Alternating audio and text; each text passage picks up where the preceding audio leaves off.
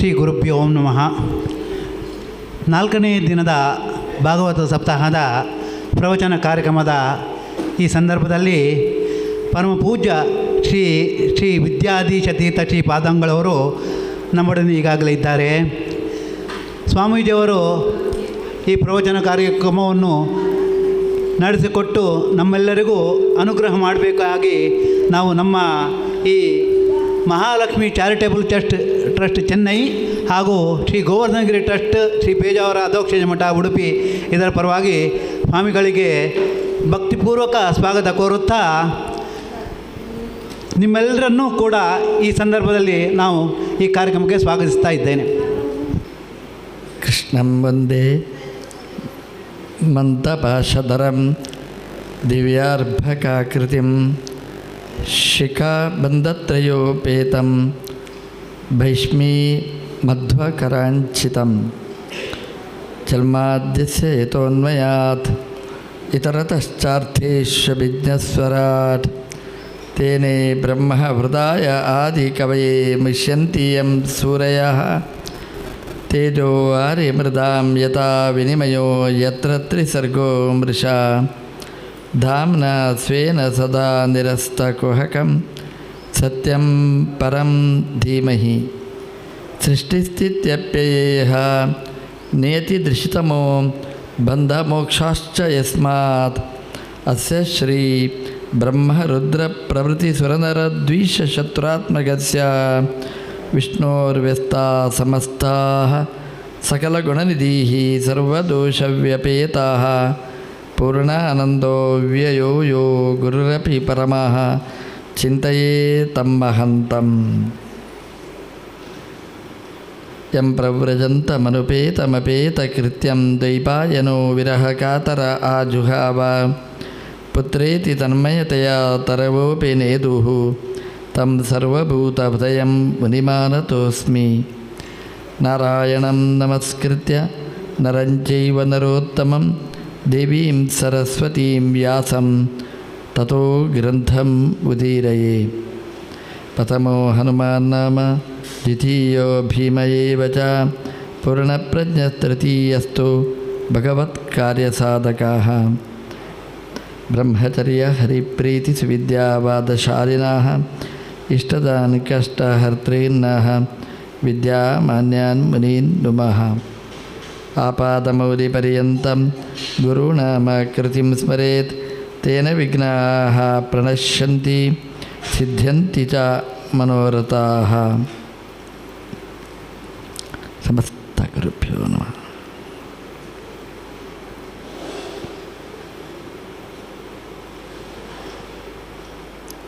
ಶ್ರೀಮದ್ ಭಾಗವತದಲ್ಲಿ ಪಂಚಮ ಸ್ಕಂದದ ಕೊನೆಯ ಘಟ್ಟದಲ್ಲಿ ನಾವು ಮಾಡುವ ತಪ್ಪು, ನಾವು ಮಾಡುವ ಅನ್ಯಾಯ ಕರ್ಮ, ಅದಕ್ಕೆ ಪ್ರಾಯಶ್ಚಿತ್ತವನ್ನು ಹೇಳಿದ್ದಾರೆ. ತಪ್ಪು ಮಾಡಿದರೆ ಏನು ಶಿಕ್ಷೆ ಅಂತ. ನಮ್ಮಲ್ಲಿ ಏನಾಗಿದೆ ಅಂತಂದರೆ, ತಪ್ಪು ಮಾಡಿ ಪೊಲೀಸ್ ಸ್ಟೇಷನಲ್ಲಿ FIR ಮಾಡಿ ಕೋರ್ಟಿಗೆ ಹೋಗಿ ಬರುವಾಗ ಸತ್ತಾಗಿರ್ತದೆ, ಶಿಕ್ಷೆನೇ ಯಾರಿಗೆ ಕೊಡೋದು? ಆದರೆ ನಾರಾಯಣ ದೇವರ ಗೌರ್ಮೆಂಟ್ ಹಾಗಲ್ಲ. ತಪ್ಪು ಮಾಡಿದರೆ ಅದಕ್ಕೆ ಶಿಕ್ಷೆ, ಪನಿಷ್ಮೆಂಟ್ ಇದ್ದೇ ಇದೆ. ಅದಕ್ಕೆ ಏನೆಲ್ಲ ತಪ್ಪು, ಏನೆಲ್ಲ ಪರಿಹಾರ, ಅದಕ್ಕೆ ಏನೆಲ್ಲ ಶಿಕ್ಷೆ, ಅದನ್ನು ಭಾಗವತದಲ್ಲಿ ಕೊನೆಗೆ ಹೇಳ್ತಾರೆ. ಯಾರ್ಯಾರು ಏನೇನು ತಪ್ಪು ಮಾಡ್ತಾರೆ ಅದಕ್ಕೆ ಮಹಾ ಶಿಕ್ಷೆಗಳನ್ನು ಹೇಳಿದ್ದಾರೆ. ಪ್ರಾಯಶಃ ಅದನ್ನು ನಾವು ನೋಡಿದರೆ ನಮಗೆ ದಿನಾ ಪನಿಷ್ಮೆಂಟ್ ನಮಗೆ. ಯಾಕೆ ನಾವು ಮಾಡುವ ತಪ್ಪುಗಳು ಅಷ್ಟಿದೆ. ಆವಾಗ ಪರೀಕ್ಷಿತ್ ರಾಜರು ನಮ್ಮ ಪರವಾಗಿ ಕೇಳ್ತಾರೆ, ಇಷ್ಟೆಲ್ಲ ತಪ್ಪು ಮಾಡ್ತಾನೆ ಮನುಷ್ಯ, ಅದಕ್ಕೇನು ಪ್ರಾಯಶ್ಚಿತ್ತ? ಪ್ರಾಯಶ್ಚಿತ್ತ ಅಂದರೆ ಏನೋ ಒಂದು ಹೋಮನೋ ಧೂಮನೋ ಮಾಡ್ತಾನೆ, ಆಗ ಮತ್ತೊಂದಷ್ಟು ಅಪರಾಧ ಮಾಡ್ತಾನೆ. ಇದೆಲ್ಲ ಮುಗಿಲಿಕ್ಕುಂಟ. ಕರ್ಮಣ ಕರ್ಮ ನಿರ್ಹಾರ ನಾತ್ಯಂತಂ ಇಷ್ಯತೆ. ಒಂದು ಕರ್ಮದಿಂದ ಕರ್ಮವನ್ನು ಪರಿಹಾರ ಮಾಡುವುದು ಹೇಗೆ? ಆನೆಯ ಹಾಗೆ ಮೊನ್ನೆ ಕುಂಜರ ಶೌಚವತ್, ಆನೆ ಸ್ನಾನ ಮಾಡಿದ ಹಾಗೆಯೇ ಆನೆಗೆ ಸ್ನಾನ ಮಾಡಿಸ್ತೇವೆ. ಮೇಲೆ ಬಂದಾಗ ಮಣ್ಣನ್ನು ಮೈಮೇಲೆ ಹಾಕ್ಕೊಳ್ತದೆ, ಅದು ಮತ್ತೆ ಕೊಳೆ ಅದರಲ್ಲಿ. ಹಾಗೆಯೇ ನಮ್ಮದು ಒಂದು ತಪ್ಪು ಮಾಡ್ತೇವೆ, ಪ್ರಾಯಶ್ಚಿತ್ತ ಅಂತ ಮಾಡಲಿಕ್ಕೆ ಹೊರಟಾಗ ಇನ್ನೊಂದಷ್ಟು ತಪ್ಪುಗಳನ್ನು ಮಾಡ್ತೇವೆ, ಇನ್ನೊಂದಷ್ಟು ಅಪರಾಧಗಳು. ಇದಕ್ಕೆಲ್ಲ ಏನು ಪರಿಹಾರ ಅಂತ ಕೇಳಿದಾಗ ಭಗವತಲ್ಲಿ ಹೇಳ್ತಾರೆ, ಶುಕಾಚಾರ್ಯರು ಹೇಳ್ತಾರೆ, ಒಂದೇ ಒಂದು ಪರಿಹಾರ ಇದೆ. ಅದು ಏನು ಅಂದರೆ ನಾರಾಯಣನ ನಾಮಸ್ಮರಣೆ, ಭಗವಂತನ ಸ್ಮರಣೆ ನಾವು ಮಾಡಿದರೆ ಅದು ಎಲ್ಲ ಪಾಪಗಳಿಗೂ ಇರುವ ದೊಡ್ಡ ಪ್ರಾಯಶ್ಚಿತ್ತ ಅಂತ ಅದನ್ನು ಹೇಳ್ತಾ, ಅದಕ್ಕೆ ಅಜಾಮಿಳನ ಕಥೆಯನ್ನು ಉದಾಹರಣೆಯಾಗಿ ಕೊಟ್ಟಿದ್ದಾರೆ. ಅಜಾಮಿಳ ಅಂತಂದರೆ ಅವನು ಭಾರೀ ಒಳ್ಳೆಯ ಸದಾಚಾರ ಸಂಪನ್ನನಾದವ. ಒಳ್ಳೆಯ ಹುಡುಗಿಯ ಜೊತೆಗೆ ಮದುವೆನೂ ಮಾಡಿದ್ದಾರೆ. ಎಲ್ಲ ಶಾಸ್ತ್ರಗಳಲ್ಲಿ ವಿಶಾರದನಾಗಿದ್ದಾನೆ. ನಮ್ಮಲ್ಲೆಲ್ಲ ಹೇಳೋದುಂಟು, ಚಿಕ್ಕ ವಯಸ್ಸಲ್ಲಿ ಒಳ್ಳೆಯ ಸಂಸ್ಕಾರ ಕೊಡಬೇಕು, ಮಕ್ಕಳು ಹಾಳಾಗುವುದಿಲ್ಲ. ಅಜಾಮಿಳ ಹಾಳಾದ. ಒಳ್ಳೆಯ ಸಂಸ್ಕಾರ, ಇನ್ನೇನು ವೈದಿಕ ಸಂಸ್ಕಾರ ಮನೆಯದ್ದು. ಆದರೂ ಅಜಾಮಿಳ ಕೆಟ್ಟು ಹೋದ. ಹೇಳುವುದುಂಟು, ಒಳ್ಳೆಯ ವಿದ್ಯೆ ಕೊಡಿ, ಒಳ್ಳೆಯ ಜ್ಞಾನ ಇದ್ದರೆ ದಾರಿ ತಪ್ಪುವುದಿಲ್ಲ. ಎಲ್ಲ ಶಾಸ್ತ್ರ ಪಾರಂಗತ ಅವನು. ಆದರೂ ಅಜಾಮಿಳ ಕೆಟ್ಟ. ಹೇಳುವುದುಂಟು, ಮೊದಲೇ ಒಂದು ಮದುವೆ ಮಾಡಿಬಿಡಿ ಅಂತ. ಮದುವೆನೂ ಆಗಿದೆ, ಒಳ್ಳೆಯ ಹುಡುಗಿಯ ಜೊತೆಗೆ ಕಲ್ಯಾಣವೂ ಆಗಿದೆ. ಆದರೂ ಒಂದು ವೇಶ್ಯೆಯ ಜೊತೆಗೆ ಸೇರ್ತಾನೆ. ಕೈ ಹಿಡಿದ ಹೆಂಡತಿಯನ್ನು ಬಿಡ್ತಾನೆ, ಅಪ್ಪ ಅಮ್ಮನನ್ನು ಬಿಡ್ತಾನೆ. ತಾನು ಓದಿದ ಶಾಸ್ತ್ರ ಎಲ್ಲ ತಿರತರ್ಪಣ ಕೊಟ್ಟು ಯಾವುದೋ ಒಂದು ಹೆಣ್ಣಿನ ಜೊತೆಗೆ ತಿರುಗಾಡ್ತಾ ಇರ್ತಾನೆ. ಇದೇನು ಹೇಳಿ? ಭಾಗವತ ಹೇಳುತ್ತೆ, ಏನು ಕೊರತೆ ಮಾಡಿದ್ದಾನೆ ಅವನ ಅಪ್ಪ ಅಮ್ಮ, ಎಲ್ಲ ಇದೆ ಅವನಿಗೆ, ಯಾವ ಕೊರತೆನೂ ಇಲ್ಲ. ಆದರೂ ಅವನು ವೇಶ್ಯೆಯ ಜೊತೆಗೆ ವಿಹಾರ ಮಾಡ್ತಾನೆ. ವೇಶ್ಯೆಯ ಜೊತೆಗೆ ಹೋದರೆ ಅವಳು ಹೇಳ್ತಾಳೆ, ಬೇಡ, ನನ್ನನ್ನು ಮುಟ್ಟಬೇಡ, ನೀನು ಬ್ರಾಹ್ಮಣ, ನಾನು ಅಂತ್ಯಜೆ, ನಾನು ಮುಟ್ಟಬೇಡ ಅಂತ. ಏನು ಹೇಳಿದ್ರೂ ಕೇಳೋದಿಲ್ಲ. ಅವಳು ಹೇಳ್ತಾಳೆ, ನನ್ನೊಟ್ಟಿಗೆ ಬಂದರೆ ಈ ಜನಿವಾರ ಕಿತ್ತು ಬಿಸಾಡ್ತಾನೆ.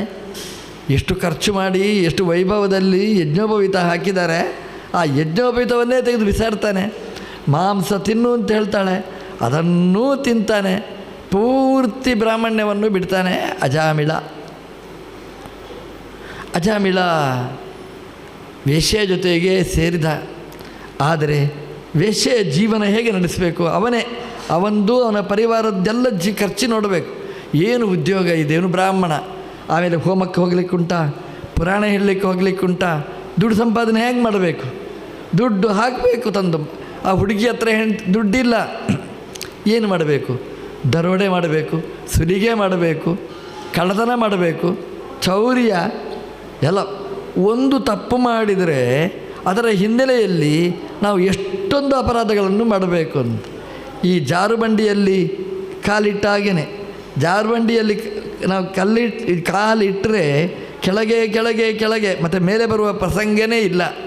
ಅಜಾಮಿಳ ಜಾರಿದ 10 ಮಕ್ಕಳ ಅಪ್ಪನಾದ.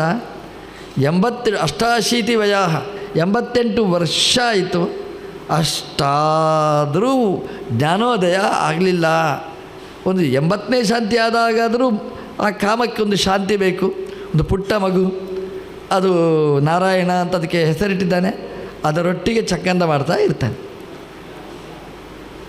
ದೇವತೆಗಳಿಗೆ ನೋಡಿ ಕನಿಕರವಂತಂತೆ. ಇಂತಹ ಶಾಸ್ತ್ರ ಸಂಪನ್ನ, ಎಂತಹ ವೈದಿಕ ಸತ್ಕುಲ ಪ್ರಸೂತ, ಏನು ಮಾಡಬೇಕು ಇವನ ಬಗ್ಗೆ ಅಂತ ಅವನಿಗೆ ಇದ್ದಕ್ಕಿದ್ದಾಗೆ ಯಮದೂತರ ದರ್ಶನ ಆಯಿತು. ಯಮದೂತರನ್ನು ನೋಡಿದ, ಭಯ ಆಯಿತು. ಭಯ ಆಗಿ ತನ್ನ ಮಗನನ್ನು ಕರೀತಾನೆ. ಕೊನೇ ಮಗ, ಪ್ರೀತಿಯ ಮಗ ನಾರಾಯಣ ಅಂತ ಕರೀತಾನೆ. ಕರೆದರೆ ಆಚೆ ಕಡೆಯಿಂದ ವಿಷ್ಣುದೂತರು ಬಂದರು. ಅಜಾಮಿಳ ನೋಡಿದ, ಮೊದಲು ಯಮದೂತರು ಬಂದಿದ್ದರು, ಮತ್ತೆ ನೋಡ್ತಾನೆ ವಿಷ್ಣುದೂತರು. ಬರೀ ನಾರಾಯಣ ಅಂತ ಒಂದು ನಾಮ ಕರೆದರೆ ವಿಷ್ಣುದೂತರು ಬಂದರು. ಅವರವರು ಜಗಳ ಮಾಡಿಕೊಂಡ್ರು, ಅವರವರು ಹೊಡ್ಕೊಂಡ್ರು. ಯಮದೂತರು ಹೇಳಿದರು ವಿಷ್ಣುದೂತರ ಹತ್ರ, ನೀವು ಯಾಕೆ ಬಂದಿದ್ದೀರಿ ಅಂತ. ವಿಷ್ಣುದೂತರು ಹೇಳಿದರು, ನಮ್ಮ ವೈವ ನಾನು ಬಂದಿದ್ದೇನೆ ಅಂತ. ವಿಷ್ಣುದೂತರು ಕೇಳಿದ್ರು ಯಮದೂತರ ಹತ್ರ, ನೀವು ಯಾಕೆ ಬಂದಿರಿ ಅಂತ. ನನಗೆ ಬೇಕಾದವ ನಾವು ಕರ್ಕೊಂಡು ಹೋಗಲಿಕ್ಕೆ ಬಂದಿದ್ದೇವೆ ಅಂತ. ಇಬ್ಬರೂ ಜಗಳ ಆಡಿದರು. ವಿಷ್ಣುದೂತರು ಕೇಳಿದರು, ನಿಮಗೇನು ಕೊಂಡೋಗ್ಲಿಕ್ಕೆ ಇವ ಅಂತ. ಆಗ ಯವದೂತರು ಹೇಳಿದರು, ಮಾಡಬಾರದ ಅನ್ಯಾಯಗಳನ್ನು ಮಾಡಿದ್ದಾನೆ, ನಮಗೇ ಸೇರಿದವ, ನಾವೇ ಕರ್ಕೊಂಡೋಗ್ತೇವೆ ಅಂತ. ಯಮದೂತರು ಕೇಳಿದ್ರು ವಿಷ್ಣುದೂತರ ಹತ್ರ, ನಿಮಗೇನು ಕರ್ಕೊಂಡೋಗ್ಲಿಕ್ಕೆ ಇವನ ಹತ್ರ ನ್ಯಾಯ ಇದೆ ಅಂತ. ಅವನು ನಾರಾಯಣನ ನಾಮ ಕರೆದಿದ್ದಾನೆ, ಶಾಸ್ತ್ರದಲ್ಲಿ ಹೇಳಿದೆ, ಹಾಗಾಗಿ ನಾವೇ ಕರ್ಕೊಂಡು ಹೋಗ್ತೇವೆ. ಅವನು ಕೇಳ್ತಾರೆ ವಿಷ್ಣುದೂತರು ಯಮದೂತರ ಹತ್ರ, ಧರ್ಮ ಅಂದರೆ ಏನು ಹೇಳಿ ಅಂತ. ಆಗ ಯಮದೂತರು ಹೇಳ್ತಾರೆ, ವೇದ ಪ್ರಣಹಿತೋ ಧರ್ಮ, ವೇದ ಏನು ಹೇಳುತ್ತೆ ಅದು ಧರ್ಮ ಅಂತ. ವಿಷ್ಣುದೂತರು ಕೇಳಿದ್ರು ಯಮದೂತರ ಹತ್ರ, ಏನು ವೇದ ಹೇಳುತ್ತೆ ಹೇಳಿ. ನಾರಾಯಣ ಪರಾ ವೇದಾಹ ನಾರಾಯಣ ಪರಾಹ ಮಕಾಹ, ವೇದ ನಾರಾಯಣನನ್ನು ಹೇಳುತ್ತೆ ಅಂತ. ವಿಷ್ಣುದೂತರು ಕೇಳಿದ್ರು ಯಮದೂತರ ಹತ್ರ, ಇವ ಎಂತ ಹೇಳಿದ್ದು ಅಂತ. ನಾರಾಯಣ. ಹಾಗಾದರೆ ಏನು ಇವನಿಗೆ ಪರಿಹಾರ? ವಿಷ್ಣು ಲೋಕ ಕರ್ಕೊಂಡು ಹೋಗಿ. ಯಮದೂತರು ಸ್ತಬ್ಧರಾದರು. ನೇರ ಯಮನ ಮನೆಗೆ ಹೋದರು ಯಮದೂತರು. ಆ ಬಿಗದ ಕೈ ಯಮನಿಗೆ ಕೊಟ್ಟರು. ಯಮ, ನಮ್ಮದು ರಿಸೈನ್, ರಾಜೀನಾಮೆ ಕೊಟ್ಟಿದ್ದೇವೆ ಇನ್ನು ಕೆಲಸಕ್ಕೆ ಅಂತ. ಯಾಕೆ ಅಂತ ಕೇಳ್ತಾನೆ ಯಮ. ಅವರು ಹೇಳ್ತಾರೆ, ಕತ್ಯೇವ ಯಮಃ, ಎಷ್ಟು ಜನ ಯಮ ಇದ್ದಾರೆ ಅಂತ. ಯಮ ಅಂದರೆ ಕೇಳುವವರು, ನೇಮನೆ ಮಾಡುವವರು. ಎಷ್ಟು ಜನ ನೇಮನೆ ಮಾಡುವವರಿದ್ದಾರೆ ಅಂತ. ಒಂದು ಪ್ರಪಂಚಕ್ಕೆ ಒಬ್ಬ ನಿಯಮನ ಮಾಡುವವರು ಇರಬೇಕು. ಒಂದು ಡಿಪಾರ್ಟ್ಮೆಂಟ್ ಹೇಳೋದು ಇವನ್ನ ಅರೆಸ್ಟ್ ಮಾಡಿ ಅಂತ, ಇನ್ನೊಂದು ಡಿಪಾರ್ಟ್ಮೆಂಟ್ ಮಾಡೋದು ಇವನು ಬಿಟ್ಟುಬಿಡಿ ಅಂತ. ಏನು ಮಾಡಬೇಕು ಇವನನ್ನು? ಹಾಗಿದೆ ನೋಡಿ. ಹಾಗಾಗಿ ಯಮದೇವರ ಹತ್ರ ಕೇಳಿದರೆ ಯಮದೇವರು ಹೇಳ್ತಾರೆ, ಯಾರನ್ನು ಕರ್ಕೊಂಡು, ಒಬ್ಬನೇ ಯಮ, ಅದು ಅವನೇ ಸರ್ವೋತ್ತಮನಾದ ಭಗವಂತ, ಅವನೇ ಯಮ, ಅವ ಏನು ಹೇಳ್ತಾನೆ ಅದೇ. ಆಗ ಯಮದೂತರು ಹೇಳಿದರು, ಸ್ವಾಮಿ ನಿಮ್ಮೊಟ್ಟಿಗೆ ಕೆಲಸ ಮಾಡಲಿಕ್ಕೆ ಆಗೋಲ್ಲ ಹಾಗಾದರೆ, ಯಾಕೆ ನಿಮ್ಮ ಬಾಸ್ ಹೇಳಿದಾಗೆ ನಡೆಯುವುದು, ನಾವು ಅಲ್ಲೇ ಹೋಗಿ ಬಿಡ್ತೇವೆ ಅಂತ. ಯಮ ಹೇಳಿದ, ಹಾಗಿಲ್ಲ, ತಾನಾನಯದ್ವಂ ಅಸತಃ ಅಕೃತ ವಿಷ್ಣು ಕೃತ್ಯಾನ್. ಯಾರು ಭಗವಂತನಿಗೆ ಯಾರು ನಮಸ್ಕಾರ ಮಾಡುವುದಿಲ್ಲ, ಭಗವಂತನನ್ನು ಸ್ಮರಣೆ ಮಾಡುವುದಿಲ್ಲ, ತಾನಾನಯದ್ವಂ, ಅವರನ್ನು ಕರ್ಕೊಂಡು ಹೋಗಿ ಬನ್ನಿ, ಯಾರ್ಯಾರನ್ನೂ ಮುಟ್ಲಿಕ್ಕೆ ಹೋಗಬೇಡಿ ಅಂತ ಯಮದೂತರಿಗೆ ಯಮ ಕೊಟ್ಟ ಶಾಸನವನ್ನು ಭಾಗವತ ಹೇಳುತ್ತೆ. ಈ ಅಜಾಮಿಳ ನಾರಾಯಣ ಅಂತ ಕರೆದ. ನಮಗೂ ಖುಷಿ ಆಯಿತು. ಅನ್ಯಾಯ ಮಾಡೋದು ನಾರಾಯಣ ಅಂತ ಹೇಳೋದು, ಎಲ್ಲದಕ್ಕೂ ಪ್ರಾಯಶ್ಚಿತ್ತ ಆಯಿತು ನೋಡಿ. ಎಷ್ಟು ಸುಲಭ, ಎಷ್ಟು ಸುಲಭ, ಮೋಕ್ಷಕ್ಕೆ ಹೋಗಲಿಕ್ಕೆ ಸುಲಭವಾದ ಮಾರ್ಗ. ಅದನ್ನು ವ್ಯಾಖ್ಯಾನ ಮಾಡ್ತಾ ಆಚಾರ್ಯರು ಹೇಳ್ತಾರೆ, ಅಜಾಮಿಳ ಬರೀ ನಾರಾಯಣ ಅಂತ ಕರೆದದ್ದಕ್ಕೆ ವಿಷ್ಣುದೂತರು ಬಂದದ್ದಲ್ಲ, ಭಕ್ತಿಯ ಅಂತ ಉದಾಹೃತಃ ನಾರಾಯಣ ಅಂತ ಹೇಳಬೇಕು. ಅವನು ಕರೆದದ್ದು ತನ್ನ 10ನೇ ಮಗನನ್ನು, ಚಿಕ್ಕ ಮಗನನ್ನು. ನಾ ಅಂತ ಹೇಳುವಾಗ ಚಿಕ್ಕ ಮಗ ಮರೆತು ಹೋದ ಅವನಿಗೆ. ಆ ಜನ್ಮಾಂತರದ ಸಂಸ್ಕಾರ, ಅದರಿಂದಾಗಿ ಆ ದೇವರು ನೆನಪಾದ. ನಾರಾಯಣ ಅಂತ ಹೇಳುವಾಗ ಆ ದೇವರೇ ತಲೆಯಲ್ಲಿ ಇತ್ತು. ಭಕ್ತಿಯಿಂದ ಉದಾಹರಣೆ ಮಾಡಿದ. ಅದಕ್ಕೆ ಚಿಕ್ಕ ಮಗ ಬರಲಿಲ್ಲ, ಅವನು ಇಡೀ ಜಗತ್ತಿನ ಅಪ್ಪ ದೂತರನ್ನು ಕಳುಹಿಸಿಕೊಟ್ಟ. ವಿಷ್ಣುದೂತರು ಬಂದರು. ಅದರಿಂದ ನಾವು ಭಕ್ತಿಯಿಂದ ಒಂದು ಬಾರಿ ಕರೆದರೆ ಸಾಕು, ಅದನ್ನು 10 ಬಾರಿ ಕರಿಬೇಕು ಅಂತೇನಿಲ್ಲ. ದೇವರೇ ಅಂತ ನಾವು ಕರೆದರೆ, ನಾರಾಯಣ ಅಂತ ಭಕ್ತಿಯಿಂದ ಕರೆದರೆ ದೇವರು ಓಡೋಡಿ ಓಡೋಡಿ ಬರ್ತಾರೆ ಅಂತ. ಪೇಜಾವರ ಸ್ವಾಮಿಗಳು ದೊಡ್ಡವರು ಕತೆ ಹೇಳ್ತಿದ್ರು. ಒಂದು ಮರದಲ್ಲಿ ಒಂದು 100 ಹಕ್ಕಿಗಳು ಕೂತಿವೆ. ಆ 100 ಹಕ್ಕಿ ಇದೆ, ಅದನ್ನು ಓಡಿಸಬೇಕಾದ್ರೆ ಒಂದು ಕಲ್ಲು ಬಿಸಾಡಿದರೆ ಸಾಕು, 100 ಹಕ್ಕಿಗಳು ಹಾರಿ ಹೋಗ್ತವೆ. ಅದರಲ್ಲಿ ಒಂದೊಂದು ಹಕ್ಕಿಗೆ ಒಂದೊಂದು ಕಲ್ಲು. ಹಾಗಿಲ್ಲ. ಹಾಗೆಯೇ ನಾವು ಮಾಡಿದ ತಪ್ಪುಗಳನ್ನು ಪರಿಹಾರ ಮಾಡಲಿಕ್ಕೆ ಒಂದು ನಾಮ ಸಾಕು, ನಾರಾಯಣ ನಾಮ ಸಾಕು. ಅಷ್ಟೂ ಪಾಪಗಳು ಕೂಡ ದೂರ ಹೋಗಿ ಬಿಡ್ತವೆ. ಭಗವಂತನ ನಾಮಸ್ಮರಣೆಗೆ ಅಷ್ಟು ಶಕ್ತಿ ಇದೆ ಅಂತ ಭಾಗವತದಲ್ಲಿ ಹೇಳಿದ್ದಾರೆ. ಹಾಗಾಗಿ ನಾರಾಯಣ ಅಂತ ಹೇಳುವಾಗ ಅಜಾಮಿಳ ಭಕ್ತಿಯಿಂದ ಕರೆದ ಅಂತ. ಆ ಭಕ್ತಿ ಹೇಗೆ ಬಂತು? ಇಂತಹ ವೇಶ್ಯೆಯ ಜೊತೆಗೆ ಸೇರಿ ಮಾಂಸಗಳನ್ನು ತಿಂದ ಆ ನಾಲಗೆ, ಅದರಲ್ಲಿ ಭಕ್ತಿಯ ಪ್ರವೇಶ ಹೇಗಾಯಿತು ಅಂತ ಭಾಗವತ ಕೇಳಿದರೆ ಅದಕ್ಕೆ ಜನ್ಮಾಂತರದ ಸಂಸ್ಕಾರ ಅಂತ ಹೇಳ್ತಾರೆ. ಅಜಾಮಿಳ ಜನ್ಮಾಂತರದಲ್ಲೇ ಏನು ಸಾಧನೆ ಮಾಡಬೇಕು ಅಷ್ಟೆಲ್ಲ ಸಾಧನೆ ಜನ್ಮಾಂತರದಲ್ಲೇ ಅವನಿಗೆ ಆಗಿದೆ. ಆ ಜನ್ಮಾಂತರದಲ್ಲಿ ಮಾಡಿದ ಸಾಧನೆ ಏನಿದೆ, ಮತ್ತು ಯಾಕೆ ಮೋಕ್ಷ ಆಗಲಿಲ್ಲ ಆವಾಗ? ಜನ್ಮಾಂತರದಲ್ಲಿ ಸಾಧನೆ ಎಲ್ಲ ಆಗಿದೆ ಅವನಿಗೆ. ಇನ್ನು ನೆಕ್ಸ್ಟ್ ಅವನಿಗೆ ಮೋಕ್ಷ ಕಳಿಸಬೇಕು. ಯಾವುದೋ ಒಂದು ಹುಡುಗಿಯನ್ನು ನೋಡಿದ, ಅಯ್ಯೋ ಇದು ಬೇಕು ಅಂತ ಕಾಣಿಸ್ತು, ದೇವರು ಸ್ಯಾಂಕ್ಷನ್ ಅಂತ ಹೇಳಿದ. ಬೇಡವಾದ್ದು ಹೇಳಿದರೆ ತಕ್ಷಣ ಸ್ಯಾಂಕ್ಷನ್ ಮಾಡಿಬಿಡ್ತಾನೆ ಅಂತ. ಹಾಗಾಗಿ ಒಂದಷ್ಟು ಪ್ರಾರಬ್ಧ ಇತ್ತು ಅವನಿಗೆ. ಒಂದು ಹೆಣ್ಣಿನ ಜೊತೆಗೆ ಸಂಸಾರ ಮಾಡುವ, ವೇಶ್ಯೆಯ ಜೊತೆಗೆ ಕೂಡುವ ಒಂದು ಕೆಟ್ಟ ಪಾಪ ಅವನಿಗಿತ್ತು. ಹಾಗಾಗಿ ಅವನಿಗೆ ಅಷ್ಟು ಪ್ರತಿಬಂಧಕ ಇತ್ತು. ಆ ಪ್ರತಿಬಂಧಕವನ್ನು ಮುಂದಿನ ಜನ್ಮದಲ್ಲಿ ಕಳೆದ. ಇದು ಹಿಂದಿನ ಜನ್ಮದಲ್ಲಿಯೇ ಮೋಕ್ಷ ಆಗಬೇಕಿತ್ತು. ಈ ಜನ್ಮದಲ್ಲಿ ಆ ಪ್ರಾರಬ್ಧ ಇತ್ತು. ಅದನ್ನು ಮುಗಿಸಿದ, ಸವೆಸಿಕೊಂಡ. ತಕ್ಷಣ ಅಲ್ಲಿಂದ ಹೊರಟಂತೆ. ನೇರ ಹರಿದ್ವಾರಕ್ಕೆ ಬಂದ ಅಂತೆ. ಗಂಗಾ ತೀರಕ್ಕೆ ಬಂದ. ಅಲ್ಲಿ ಗಂಗೆಯಲ್ಲಿ ಮುಳುಗಿದ ಅಂತೆ. ಇದು ಜನ್ಮಾಂತರದ ಸಂಸ್ಕಾರ.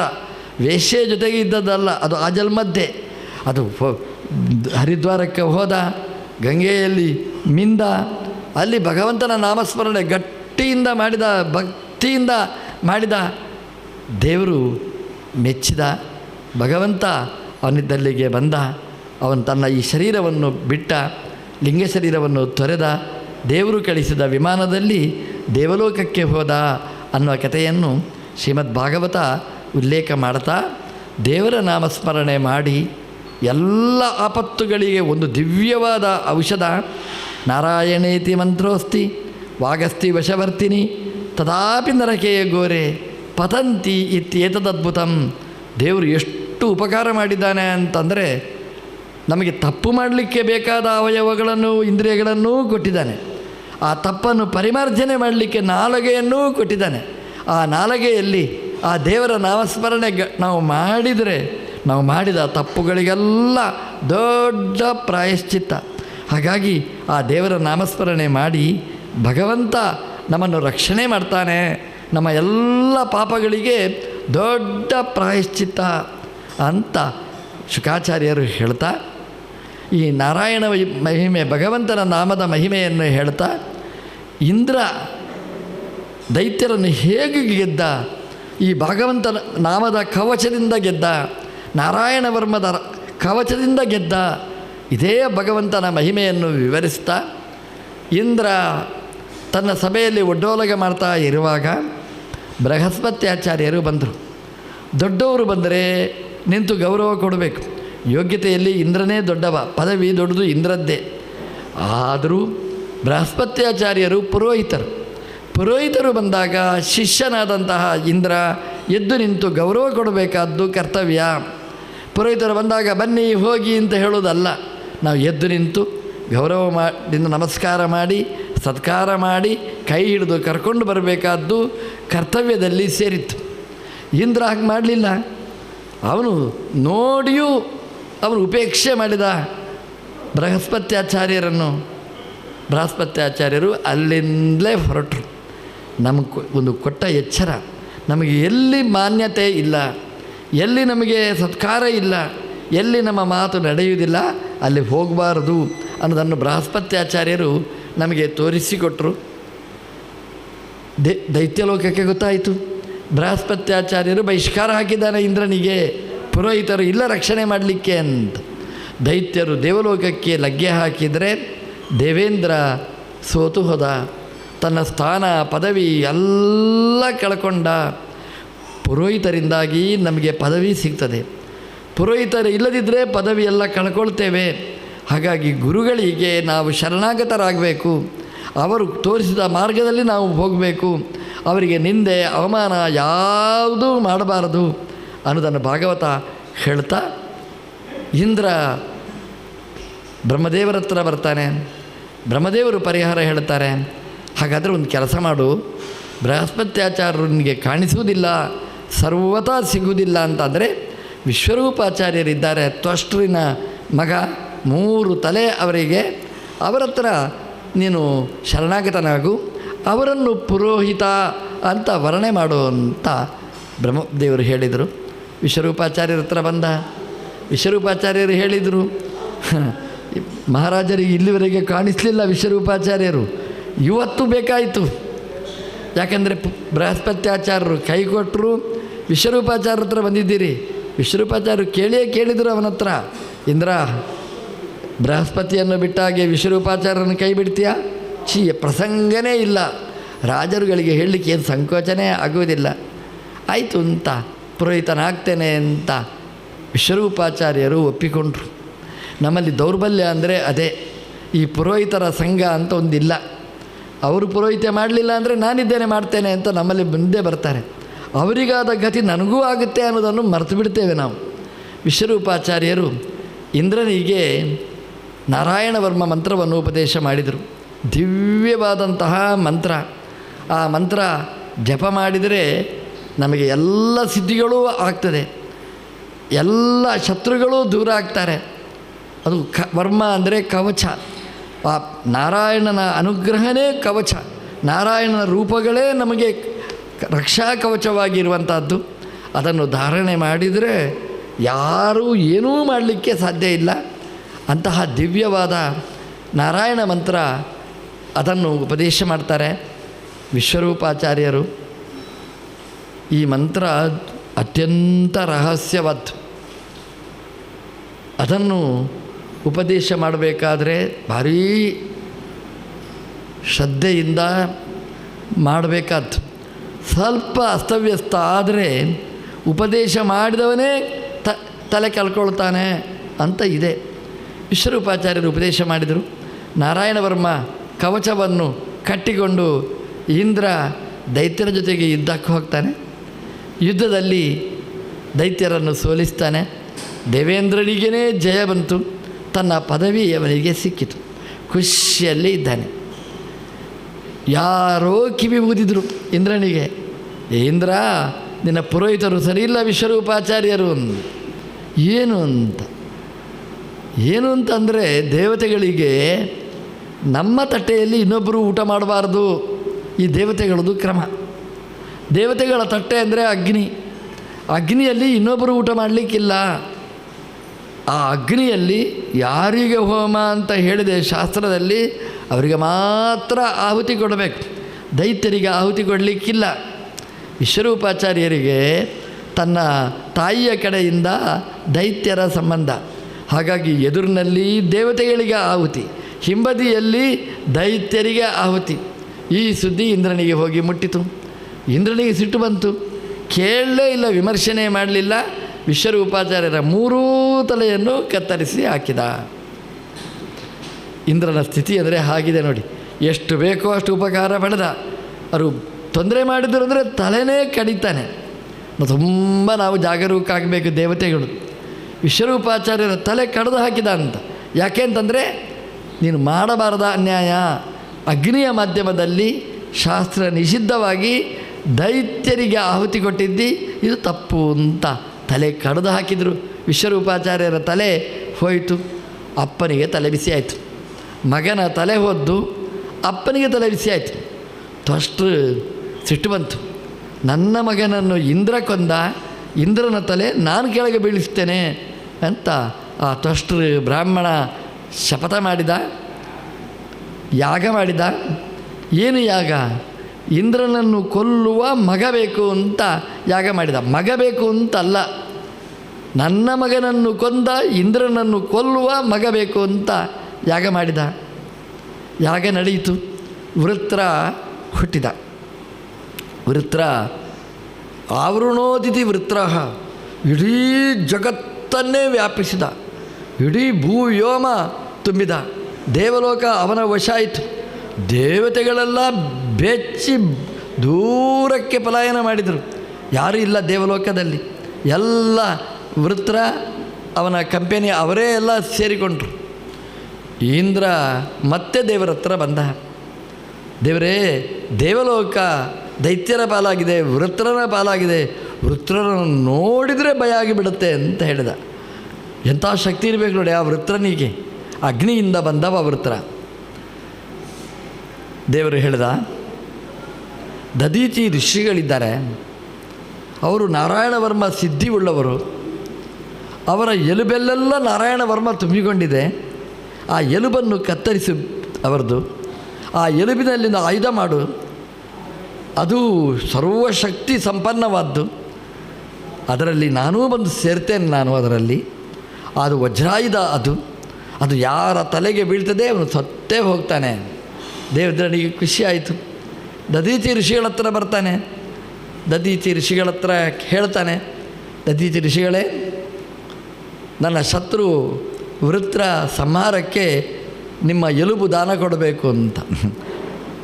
ನಮ್ಮಲ್ಲೆಲ್ಲ ಬಿಲ್ ಬರೆದಿರ್ತೀವಿ, ಸತ್ತ ಮೇಲೆ ಎಲುಬು ಯಾರು ಬೇಕಾದ್ರೂ ತಗೊಳ್ಳಿ ಅಂತ, ಬದುಕಿರುವಾಗ ಎಲುಬು ಕಡಿ ಅಂತ. ದಧೀಚಿ ಋಷಿಗಳು ಹೇಳಿದರು, ಅಪ್ಪ ಇಂದ್ರ, ನಿನಗೆ ಯಾರೂ ಸಿಗಲಿಲ್ವ ಬೇರೆ? ಹೋಗಿ ಹೋಗಿ ಲೋಕದ ತಂಟೆಗೆ ಬಾರದಿದ್ದ ಈ ದಧೀಚಿಯ ಎಲುಬು ನಿನಗೆ ಬೇಕಾಯ್ತಾ? ಏನು ಇಂದ್ರ ಇದು? ಇಂದ್ರನ ಮುಖ ಇಷ್ಟೇ ಚಿಕ್ಕದಾಯಿತು. ಡೊನೇಷನ್ ಕೇಳಲಿಕ್ಕೆ ಅಂತ ಬಂದರೆ ಕೊಡಬೇಕು ಅಂತಿತ್ತು ಅಂತ ಹೇಳುವಾಗ ಮುಖ ಇಷ್ಟು ಚಿಕ್ಕದಾಗಿ ಬಿಡುತ್ತೆ.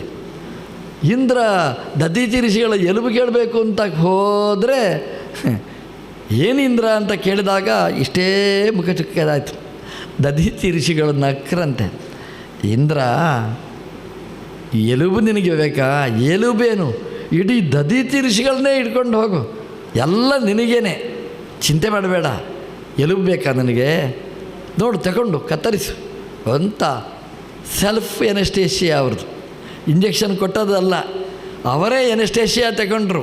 ಅಂದರೆ ಭಗವಂತನಲ್ಲಿ ಸಮಾಧಿ ಆದರು, ಭಗವಂತನಲ್ಲೇ ಮನಸ್ಸನ್ನು ಇಟ್ಟರು.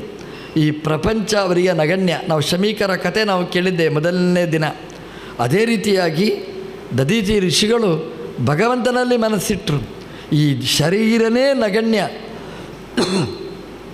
ನಿಮಗೆ ಚೆನ್ನಾಗಿ ಅರ್ಥ ಆಗಬೇಕು ಅಂತಂದರೆ ಮೊಬೈಲ್ ನೋಡ್ತಾ ಇರ್ತಾರೆ ನೋಡಿ, ಮೊಬೈಲ್ ಮಯ.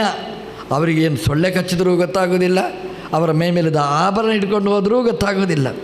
ದಧೀಚಿ ಋಷಿಗಳಿಗೆ ಅವರು ದೇವರಲ್ಲಿ ಮನಸ್ಸನ್ನು ಇಟ್ಟರು, ಭಗವಂತನಲ್ಲಿ ಮನಸ್ಸಿಟ್ಟದ್ರಿಂದ ಈ ಪ್ರಪಂಚ ಅವರಿಗೆ ಏನೂ ಗೊತ್ತಾಗಲಿಲ್ಲ.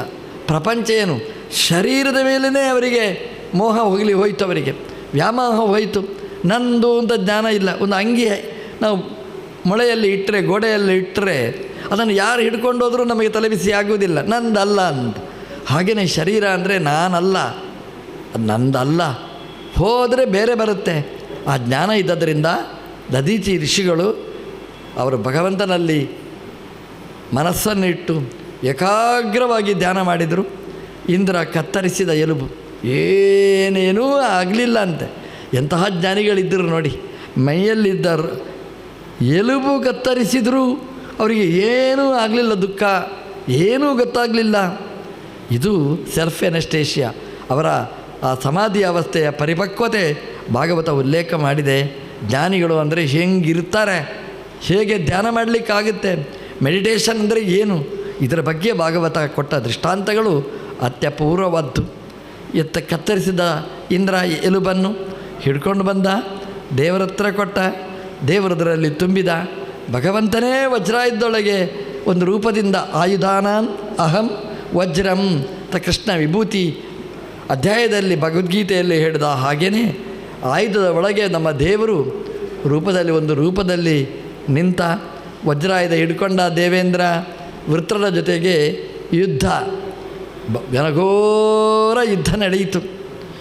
ವೃತ್ರನ ಮುಂದೆ ಆ ವಜ್ರಾಯುಧದ ಕೆಲಸ ಏನು, ಹೊಡಿಬೇಕು, ಹೊಡಿತಾನೆ.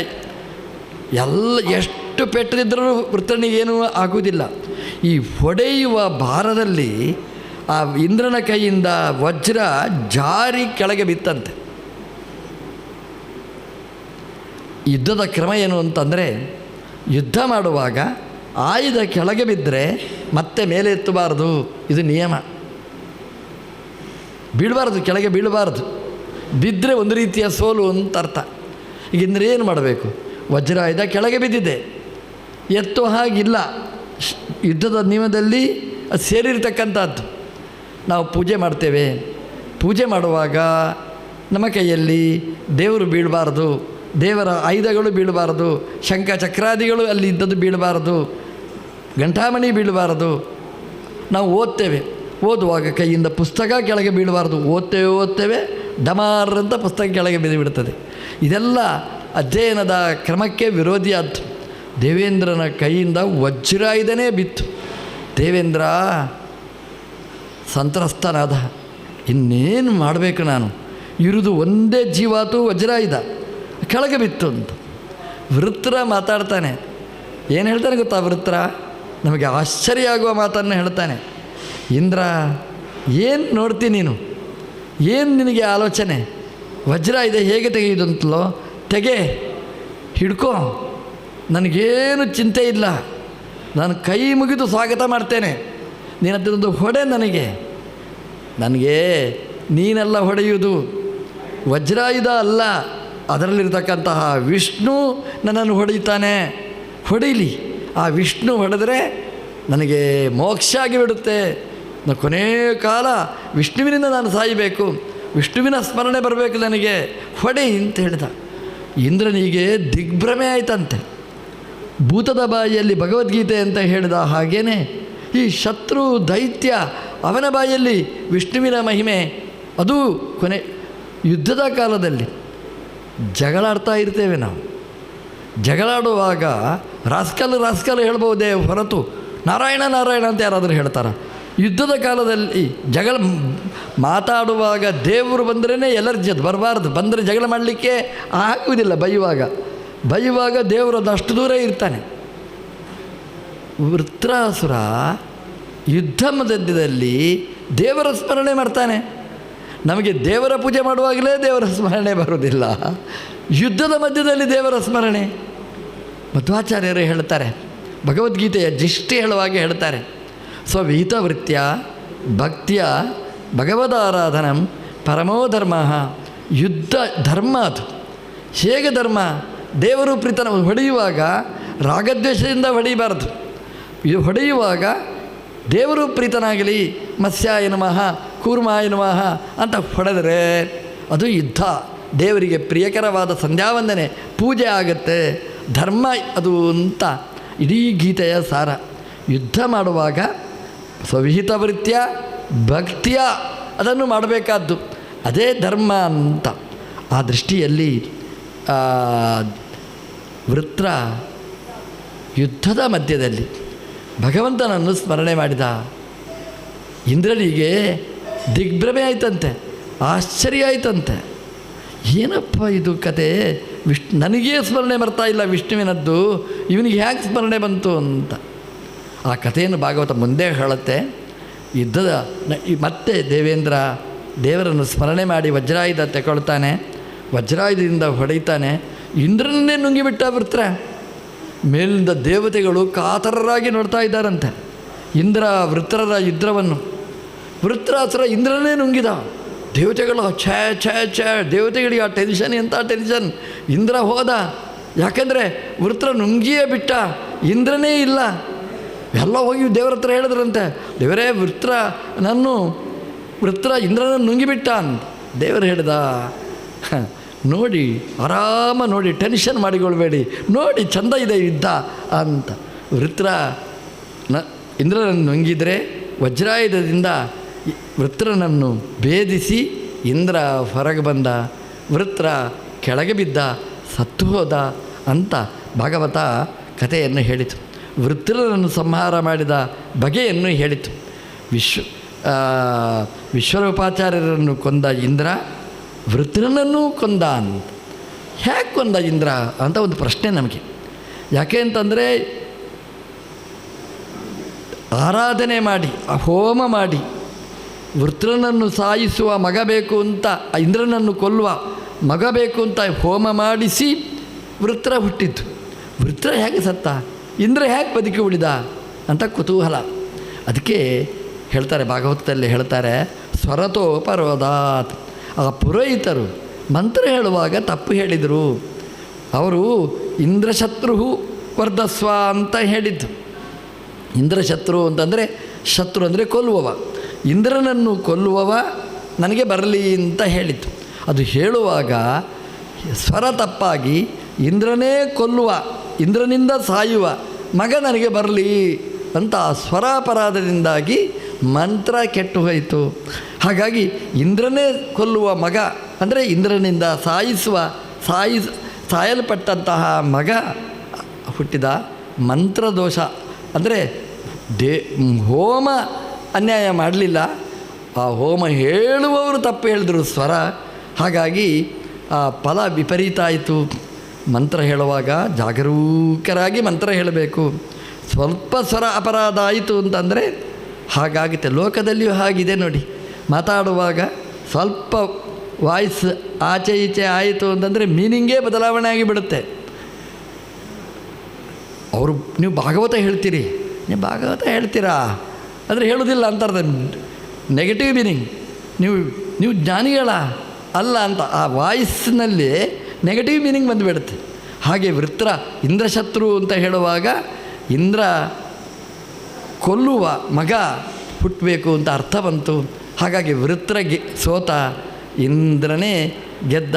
ನಮ್ಮ ದೇವರು ಹೇಗೆ ದೇವತೆಗಳನ್ನು ರಕ್ಷಣೆ ಮಾಡ್ತಾರೆ ಅನ್ನುವಂಥ ಕಥೆಯನ್ನು ಭಾಗವತ ಹೇಳುತ್ತಾ ನಮಗೊಂದು ಕುತೂಹಲ, ಅದು ಹೇಗೆ ವೃತ್ರನಿಗೆ ಕೊನೆ ಕಾಲಕ್ಕೆ ಯುದ್ಧ ಮಾಡುವಾಗ ಆ ವಿಷ್ಣುವಿನ ಸ್ಮರಣೆ ಬಂತು ದೈತ್ಯನಿಗೆ? ಎಂಥ ಆ ಸಂಸ್ಕಾರ ಎಲ್ಲಿಂದ? ದೇವ ವಿರೋಧಿ ಅವನು, ವಿಷ್ಣು ಸ್ಮರಣೆ ಹೇಗೆ ಬಂತು ಅಂತ. ಅದಕ್ಕೆ ಆ ವೃತ್ರನ ಕಥೆಯನ್ನೇ ಹೇಳ್ತಾರೆ. ಒಬ್ಬ ರಾಜ ಇದ್ದ, ಚಿತ್ರಕೇತು ಅಂತ ಒಬ್ಬ ರಾಜ ಇದ್ದ. ಅವನಿಗೆ 10 ಹೆಣ್ಮಕ್ಕಳು, ಒಂದರಲ್ಲಿಯೂ ಮಕ್ಕಳಾಗಲಿಲ್ಲ. ಅವನಿಗೆ ತುಂಬ ಚಿಂತೆಯಲ್ಲಿದ್ದ. ಆ ಚಿಂತೆಯಲ್ಲಿ ಇದ್ದಾಗ ಅವನಿಗೊಂದು ಮಗ ನಾರದರ ಅಂಗಿರ ಋಷಿಗಳ ಅನುಗ್ರಹದಿಂದ ಮಗು ಹುಟ್ಟಿತು. ಅವರು ಹೇಳಿದರು, ನಿನಗೆ ಮಗು ಆಗುವ ಯೋಗ ಇಲ್ಲ ಅಂತ. ಮಗು ಬೇಕೇ ಬೇಕು ಅಂತ ಹಠ ಮಾಡಿದ. ಆವಾಗ ಅವರು ಹೇಳಿದರು, ಸುಖ ದುಃಖ ಪ್ರದೋ ವತ್ಸಾಹ, ನಿನಗೆ ಮಗು ಹುಡ್ತದೆ, ಸುಖ ಕೊಡ್ತದೆ, ದುಃಖ ಕೊಡ್ತದೆ ರೀ. ಅದೆಲ್ಲ ಪರವಾಗಿಲ್ಲ ರೀ. ಮಗು ಅಂದರೆ ಸುಖ ಕೊಡೋದು ದುಃಖ ಕೊಡೋದು ಮಾಮೂಲು. ಮಗು ಅಂತ ಬಂದಾಗ ಖುಷಿಯಾಗುತ್ತೆ. ಅದು ಅಳ್ತದೆ, ಮಲೆ ಹಾಲು ಬೇಕು ಅಂತ ಹೇಳುತ್ತೆ, ಎಬ್ಬಿಸ್ತದೆ, ನಿದ್ದೆ ಬಿಡಬೇಕು, ಇದೆಲ್ಲ ಇದ್ದದ್ದೇ ತಿಳ್ಕೊಂಡ ಅವನು. ಮಗು ಹುಟ್ಟಿತು. ಮಗು ಹುಟ್ಟಿದ ಸಂಭ್ರಮ ಇಡೀ ಅವನ ರಾಜ್ಯದಲ್ಲಿ ಹರಡಿತು. ರಾಜನಿಗೆ ಮಗು ಹುಟ್ಟಿತು ಅಂತ. ಮೊದಲನೇ ಹೆಂಡತಿಯಲ್ಲಿ ಮಗು ಹುಟ್ಟಿತ್ತು. ಈ ರಾಜ ಸ್ವಲ್ಪ ಅಧಿಕ ಪ್ರಸಂಗ ಮಾಡಿದ. ಆ ಮಗು ಹುಟ್ಟಿದಲ್ಲ, ಇದನ್ನು ಒಳ್ಳೆಯ ರೀತಿಯಲ್ಲಿ ಎಂಜಾಯ್ ಮಾಡಬೇಕಿತ್ತು. ಅವನು ಮೊದಲನೇ ಹೆಂಡತಿಯ ಮೇಲೆ ಭಾರೀ ಅಭಿಮಾನ ಅವನಿಗೆ ಬೆಳೆಯಿತು. ಯಾಕೆಂದರೆ ಅವಳು ನನಗೆ ಮಗು ಕೊಟ್ಟದ್ದು ಅಂತ ಅವಳನ್ನು ತಲೆ ಮೇಲೆ ಇಟ್ಟುಕೊಂಡು ಕುಣಿದಾಡಿದ. ಅರ್ಥಾತ್ ಉಳಿದ ಹೆಣ್ಮಕ್ಕಳನ್ನು ಇಗ್ನೋರ್ ಮಾಡಿದ, ತಿರಸ್ಕಾರ ಮಾಡಿದ. ಎಲ್ಲ ಹೆಂಡತಿಯರು, 2ನೇ ಹೆಂಡತಿ, 3ನೇ ಹೆಂಡತಿ, 4ನೇ ಹೆಂಡತಿ, 10ನೇ ಹೆಂಡತಿ ಎಲ್ಲ ಒಂದು ಸಂಘನೇ ಕಟ್ಟಿಕೊಂಡ್ರು. ಏನು ಮಾಡಬೇಕೀಗ?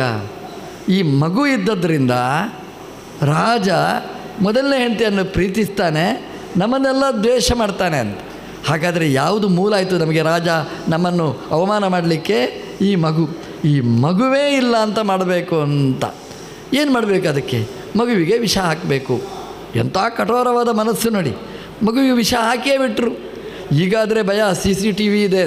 ಆವಾಗ ಯಾವ ಭಯನೂ ಇಲ್ಲ. ಮಗುವಿಗೆ ವಿಷ ಹಾಕಿದರು. ಮಗು ಸತ್ತೇ ಹೋಯಿತು. ಎಲ್ಲ ಇಡೀ ಅರಮನೆಯಲ್ಲಿ ಅಳುವುದು. ಮೊದಲನೇ ಹೆಂಡತಿ ಅಳುವುದು, ಉಳಿದವರು ಅಳೋದು. ಮೊದಲನೇವಳು ಅಯ್ಯೋ ನನ್ನ ಮಗು ಹೋಯಿತು ಅಂತ, ಉಳಿದವಳು ಈ ಗ್ರಾಚಾರ ಹೋಯಿತು ಅಂತ ಖುಷಿಯಲ್ಲೇ ಅಳೋದು. ಒಟ್ಟಿಗೆ ಗಲಾಟೆ. ಕೊನೆಗೆ ರಾಜನ ಹತ್ರ ನಾರದರು ಬರ್ತಾರೆ. ಅದೇ ಅಂಗಿರಸ ಋಷಿಗಳು ಬರ್ತಾರೆ. ಅಪ್ಪ ಏನಿದು ಅಂತ ಕೇಳ್ತಾರೆ. ಅಲ್ರಿ ಮಗು ಸತ್ತೋಯ್ತು, ನೀವು ಮಗು ಹುಡ್ತದೆ ಅಂತ ಹೇಳಿದ್ರಿ, ಸತ್ತೋಯ್ತು ಮಗು. ಹಾಗೆ ಹೇಳ್ತಾರೆ ನಾರದರು, ನಾನು ಮೊದಲೇ ಹೇಳಿದ್ದೆ, ಸುಖ ದುಃಖ ಪ್ರದೋ ಉತ್ಸಾಹ. ಸುಖ ಆಗುತ್ತೆ, ಆಯಿತಾ ನಿನಗೆ? ದುಃಖ ಆಗುತ್ತೆ. ಈಗ ಚಿಂತೆ ಮಾಡಬೇಡ, ಬಿಟ್ಟುಬಿಡು. ಇದು ನೋಡು, ಆ ಮಗುವನ್ನು ಕರೀತಾರೆ. ಅದು ಹೋಗ್ತಾ ಇತ್ತು ಮೇಲೆ, ಆ ಜೀವ ಶರೀರ ಇಲ್ಲೇ ಇತ್ತು. ಆ ಮಗುವನ್ನು ಕರೀತಾರೆ. ಕರೆದು ಹೇಳ್ತಾರೆ, ಮಗು ನಿನ್ನ ಅಪ್ಪ ಅಳ್ತಾ ಇದ್ದಾನೆ, ಅಮ್ಮ ಅಳ್ತಾ ಇದ್ದಾಳೆ, ಬಾ ಅಂತ. ಆ ಮಗು ಹೇಳುತ್ತೆ ಮೇಲಿನಿಂದ, ಕಸ್ಮಿನ್ ಅಮಿ ಪಿತರೋ ಮಾತರೋ ಅಭವನ್. ಇವರು ಯಾವಾಗ ಅಪ್ಪ ಅಮ್ಮ? ನನಗೆ ಇಂಥ ಅಪ್ಪ ಅಮ್ಮ 1000 ಇದ್ದಾರೆ ಅಂತ. ಈ ಜನ್ಮದ ಅಪ್ಪ ಅಮ್ಮ ಇವರು ಅಷ್ಟೇ. ನನಗೆ 1000 ಅಮ್ಮ ಇದ್ದಾರೆ. ಅವರ ಬೆನ್ನಿಂದ ಹೋಗಲಿಕ್ಕೆ ಬೇರೆ ಕೆಲಸ ಇಲ್ವ ನನಗೆ? ನಂದು ಕೆಲಸ ನನಗೆ, ಅವ್ರದ್ದು ಕೆಲಸ ಅವರಿಗೆ. ಅವರು ಯಾರಿಗೆ ಅಪ್ಪ ಅಮ್ಮ? ಶರೀರಕ್ಕೆ. ಅದು ಅಲ್ಲೇ ಬಿಟ್ಟು ಬಂದಿದ್ದೇನೆ. ನನಗೆ ಅವರ ಅಪ್ಪ ಅಮ್ಮ ಅಲ್ಲ, ಅವರೇನು ಕೊಟ್ಟಿದ್ದಾರೆ ಅವರಿಗೇ ಬಿಟ್ಟಿದ್ದೇನೆ, ನಾನು ಇರಲಿ. ನಾರದರು ಹೇಳಿದರು, ಕೇಳಿದೆ ನಿನ್ನ ಮಗ, ಅವನಿಗೇ ನೀನು ಬೇಡ, ನಿನಗೆ ಯಾಕೆ ಬೇಕು ಅವನು? ವೈರಾಗ್ಯ ಬಂತು ಅವನಿಗೆ. ನಾರದರೆ ಏನು ಮಾಡಬೇಕು ಅಂತ ಹೇಳಿದಾಗ ಆ ಶೇಷನಲ್ಲಿ ನಿಂತ ಭಗವಂತನ, ಶೇಷಶಾಹಿಯಾದ ಭಗವಂತನ ಮಂತ್ರವನ್ನು ಉಪದೇಶ ಮಾಡ್ತಾರೆ. ಅವನ ಆ ಮಂತ್ರ ಜಪಿಸ್ತಾನೆ. ಆ ಮಂತ್ರ ವೈರಾಗ್ಯದಿಂದ ಭಕ್ತಿಯಿಂದ ಜಪಿಸ್ತಾನೆ. ಅವನಿಗೆ ಆ ಮಂತ್ರ ಸಿದ್ಧಿಸಿತು. ಆ ಸಿದ್ಧ ಮಂತ್ರನಾಗಿ, ಸಿದ್ಧವಿದ್ಯನಾಗಿ ಇಡೀ ಆಕಾಶದಲ್ಲಿ ತಿರುಗಾಡುವ ಶಕ್ತಿ ಬಂತು. ವಿದ್ಯಾಧರ ಅವನು ಇಡೀ ಆಕಾಶದಲ್ಲಿ ತಿರುಗಾಡುವ ಶಕ್ತಿ ಅವನಿಗೆ ಬಂತು. ತಿರುಗಾಡ್ತಾ ಬರುವಾಗ ಕೈಲಾಸಕ್ಕೆ ಬಂದವನು. ಕೈಲಾಸಕ್ಕೆ ಬಂದರೆ ಅಲ್ಲಿ ನೋಡ್ತಾನೆ, ಪಾರ್ವತಿ ಪರಮೇಶ್ವರರನ್ನು ನೋಡ್ತಾನೆ. ಇಡೀ ಜಗತ್ತಿನ ಅಪ್ಪ ಅಮ್ಮ ಪಾರ್ವತಿ ಪರಮೇಶ್ವರನ ತೊಡೆಯಲ್ಲಿ ಕೂತಿರ್ತಾಳೆ. ನೋಡಿದ ಅವನು ನಕ್ಕ ಅಂತೆ. ಇದೇ ವೃತ್ರನ ಪೂರ್ವಜನ್ಮದ ಕತೆ. ಅವನು ನಕ್ಕ, ಅವನು ವಿದ್ಯಾಧರ, ಅವನು ಗಂಧರ್ವ, ಒಬ್ಬ ನಕ್ಕ.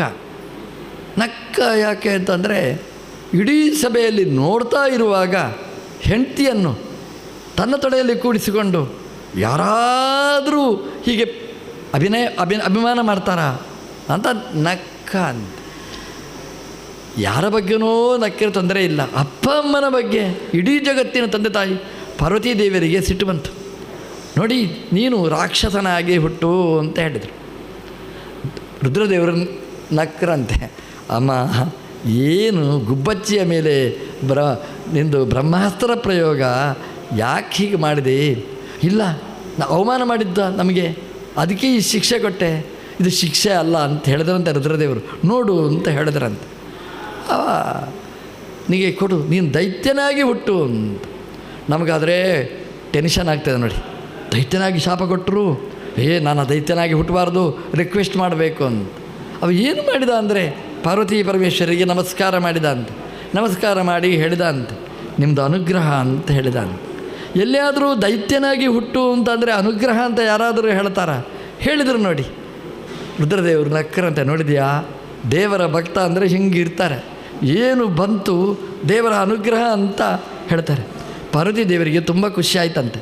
ಹೇಳಿದ್ರಂತೆ, ಮಗು ನಿನಗೇನು ಬೇಕು ಹೇಳೋದು? ಅವ ಹೇಳಿದ, ನಾನು ದೈತ್ಯನಾಗಿ ಹುಡ್ತೇನೆ, ದೈತ್ಯನಾಗಿ ಹುಟ್ಟಿದರೂ ನನಗೆ ದೇವರ ವಿಸ್ಮರಣೆ ಬರಬಾರದು, ದೇವರ ಸ್ಮರಣೆ ನನಗೆ ಯಾವತ್ತೂ ಬರಬೇಕು, ಸಾಯುವ ಕಾಲಕ್ಕೂ ದೇವರ ಸ್ಮರಣೆ ನನಗೆ ಬರಬೇಕು. ಎಂಥ ವರ ಕೇಳ್ತಾರೆ. ನಾವಾದರೆ ಎಂಥ ವರ ಕೇಳ್ತೇವೆ, ನಾವು ಅಜರಾಮರನಾಗಬೇಕು ಅಂತ ಕೇಳ್ತೇವೆ. ಯಾಕೋ ಯಾಕೆ ಅಜ್ಜ ಆಗಬೇಕೋ, ಯಾಕೆ ಮರಣ ಇಲ್ಲದೆ ಇರಬೇಕೋ ಗೊತ್ತಿಲ್ಲ. ಅವನು ಕೇಳಿದ್ದೇನು ಅಂತಂದರೆ, ನನಗೆ ದೇವರ ವಿಸ್ಮರಣೆ ಯಾವತ್ತೂ ಬರಬಾರದು. ಯಾವುದಾದ್ರೂ ದೇವಸ್ಥಾನಕ್ಕೆ ಹೋದರೆ ನಾವು ಕೇಳಬೇಕಾದ್ದು ಇಷ್ಟೇ, ಇಡೀ ಪ್ರಪಂಚ ಮರೆತು ಹೋಗಲಿ, ದೇವರ ವಿಸ್ಮರಣೆ ಬರಬಾರದು. ಈ ವಯಸ್ಸಾದ ಮೇಲೆ ದೇವರ ಕನೆಕ್ಷನ್ ತಪ್ಪಿಸಿಬಿಡ್ತಾನೆ, ಮರೆತು ಹೋಗಿರ್ತದೆ. ಯಾರು ಮಗ, ಯಾರು ಮನೆ, ಯಾರು ತಮ್ಮ, ಎಲ್ಲ ಮರೆತು ಹೋಗುತ್ತೆ. ಅದೆಲ್ಲ ಮರೆತು ಹೋಗಲಿ, ದೇವರೇ ಮರೆತು ಹೋದರೆ ಹಾಗೆ. ದೇವರ ಹತ್ರ ಹೇಳಬೇಕಂತೆ, ದಿನ ನಾವು ಹೇಳಬೇಕಂತೆ, ದೇವರೇ ಯಾವುದು ಮರೆತು ಹೋದರೂ ಪರವಾಗಿಲ್ಲ, ನಿನ್ನ ವಿಸ್ಮರಣೆ ಬರಬಾರದು, ನಿನ್ನ ಸ್ಮರಣೆ ಕೊನೇ ತನಕ ನನಗೆ ಬರಬೇಕು. ಇದನ್ನು ನಿತ್ಯ ನಾವು ದೇವರ ಹತ್ರ ಪ್ರಾರ್ಥನೆ ಮಾಡಬೇಕಂತೆ. ಪಾರ್ವತೀ ದೇವಿಯರು ಅನುಗ್ರಹಿಸಿದ್ರಂತೆ, ಹೋಗು ಮಗು, ನೀನು ಎಲ್ಲಿ ಹೋದರೂ ವಿಷ್ಣುವಿನ ಸ್ಮರಣೆ. ವೃತ್ರನಾಗಿ ಹುಟ್ಟಿದ, ಯುದ್ಧ ಮಾಡುವಾಗಲೂ ಕೂಡ ವಿಷ್ಣುವಿನ ವಿಸ್ಮರಣೆ ಬರಲಿಲ್ಲ. ಇದು ಪಾರ್ವತೀ ದೇವಿಯರು ಮಾಡಿದ ಪರಮಾನುಗ್ರಹ ಅಂತ ಭಾಗವತ ಅವನ ಬಗ್ಗೆ ಜನ್ಮಾಂತರದ ಕಥೆಗಳನ್ನು ಉಲ್ಲೇಖ ಮಾಡಿ ಆ ವೃತ್ರನನ್ನು ಕೊಂದ ಇಂದ್ರ, ವೃತ್ರ ಮಹತ್ವ ಇಂದ್ರ ಮಹನ್ ಅಭವತ್ ಅಂತ ಆ ಕಥೆಯನ್ನು ಹೇಳಿ ಹಿರಣ್ಯಕಶಿಪು ಹಿರಣ್ಯಾಕ್ಷರ ಕಥೆಯನ್ನು ಹೇಳುತ್ತೆ. 3ನೇ ಸ್ಕಂದದಲ್ಲಿ ಹಿರಣ್ಯಾಕ್ಷನನ್ನು ವರಾಹನಾಗಿ ನಮ್ಮ ದೇವರು ಸಂಹಾರ ಮಾಡಿದ ಕಥೆಯನ್ನು ಹೇಳಿದ್ದಾರೆ. ಹಿರಣ್ಯಕಶಿಪು ಆ ಸೇಡನ್ನು ತೀರಿಸಬೇಕು ಅಂತ ದೇವರ ಬಗ್ಗೆ ವಿರೋಧ ಮಾಡಿದಂತೆ. ದೇವರನ್ನು ವಿರೋಧಿಸುವುದು ಹೇಗೆ? ದೇವರು ಸಿಕ್ಕಿದರೆ ಅಲ್ವಾ, ದೇವರು ಎಲ್ಲಿ ಸಿಗ್ತಾನೆ? ದೇವರು ಸಿಗೋದಿಲ್ಲ ಅನ್ನು. ಅದಕ್ಕೆ ಕರೆಕ್ಟ್ ಅಡ್ರೆಸ್ ಗೊತ್ತಿತ್ತು ಹಿರಣ್ಯಕಶಿಪುವಿಗೆ, ವಿಷ್ಣು ಎಲ್ಲಿರ್ತಾನೆ ಅಂತ. ಅವ ಹೇಳಿದ, ವಿಷ್ಣು ದ್ವಿಜಕ್ರಿಯಾ ಮೂಲಃ, ಬ್ರಾಹ್ಮಣರು ಎಲ್ಲಿರ್ತಾರೆ ಅಲ್ಲಿ ದೇವರಿರ್ತಾರೆ, ಎಲ್ಲಿ ಹೋಮ ನಡೀತದೆ ಅಲ್ಲಿ ದೇವರಿರ್ತಾರೆ, ಎಲ್ಲಿ ಗೋವುಗಳಿರ್ತವೆ ಅಲ್ಲಿ ದೇವರಿರ್ತಾರೆ. ಈಗ ನೀವು ಬಂದ ಜಾಗ ಪರ್ಫೆಕ್ಟ್, ಇಲ್ಲಿ ಗೋವುಗಳಿವೆ, ದ್ವಿಜರಿದ್ದಾರೆ, ವೇದ ಪಾರಾಯಣ ನಡೀತಾ ಇದೆ, ಇಲ್ಲಿ ದೇವರಿರ್ತಾರೆ ಅಂತ. ಆ ಹಿರಣ್ಯಕಶಿಪುಗೆ ಗೊತ್ತಿತ್ತು ಅಡ್ರೆಸ್, ದೇವರು ಎಲ್ಲಿರ್ತಾನೆ ಅಂತ.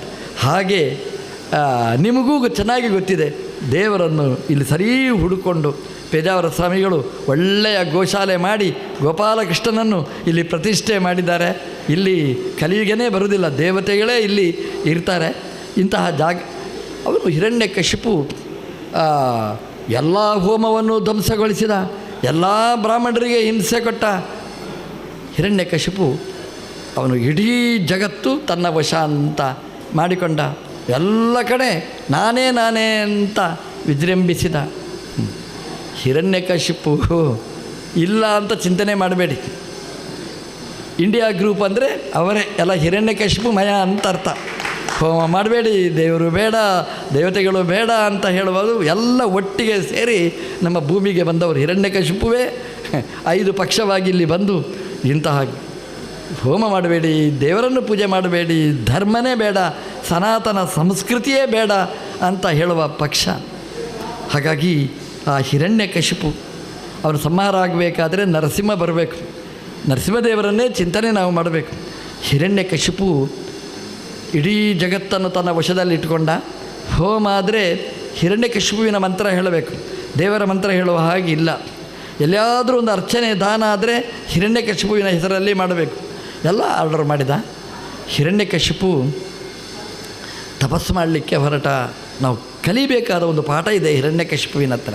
ಅದು ಏನು ಅಂತಂದರೆ, ಇಷ್ಟು ಶಕ್ತಿ ಇದ್ದರೂ ಒಳಗಿನ ಅಂತಃಸತ್ವ ಬೆಳೆಸಿಕೊಳ್ಬೇಕು. ಇದು ಹಿರಣ್ಯಕಶಿಪುವಿಗೆ ಗೊತ್ತು. ತಪಸ್ಸು ಮಾಡಲಿಕ್ಕೆ ಅಂತ ಏಕಾಂತವಾದ ಜಾಗಕ್ಕೆ ಹೋದ. ಮಂದರದ್ರೋಣಿಗೆ 2 ಪರ್ವತಗಳು ಕೂಡುವ ಜಾಗ, ಸೂರ್ಯನೂ ಸಂಚಾರ ಮಾಡದೇ ಇದ್ದ ಜಾಗ, ಅಂತಹ ಏಕಾಂತವಾದ ಜಾಗಕ್ಕೆ ಹೋದ.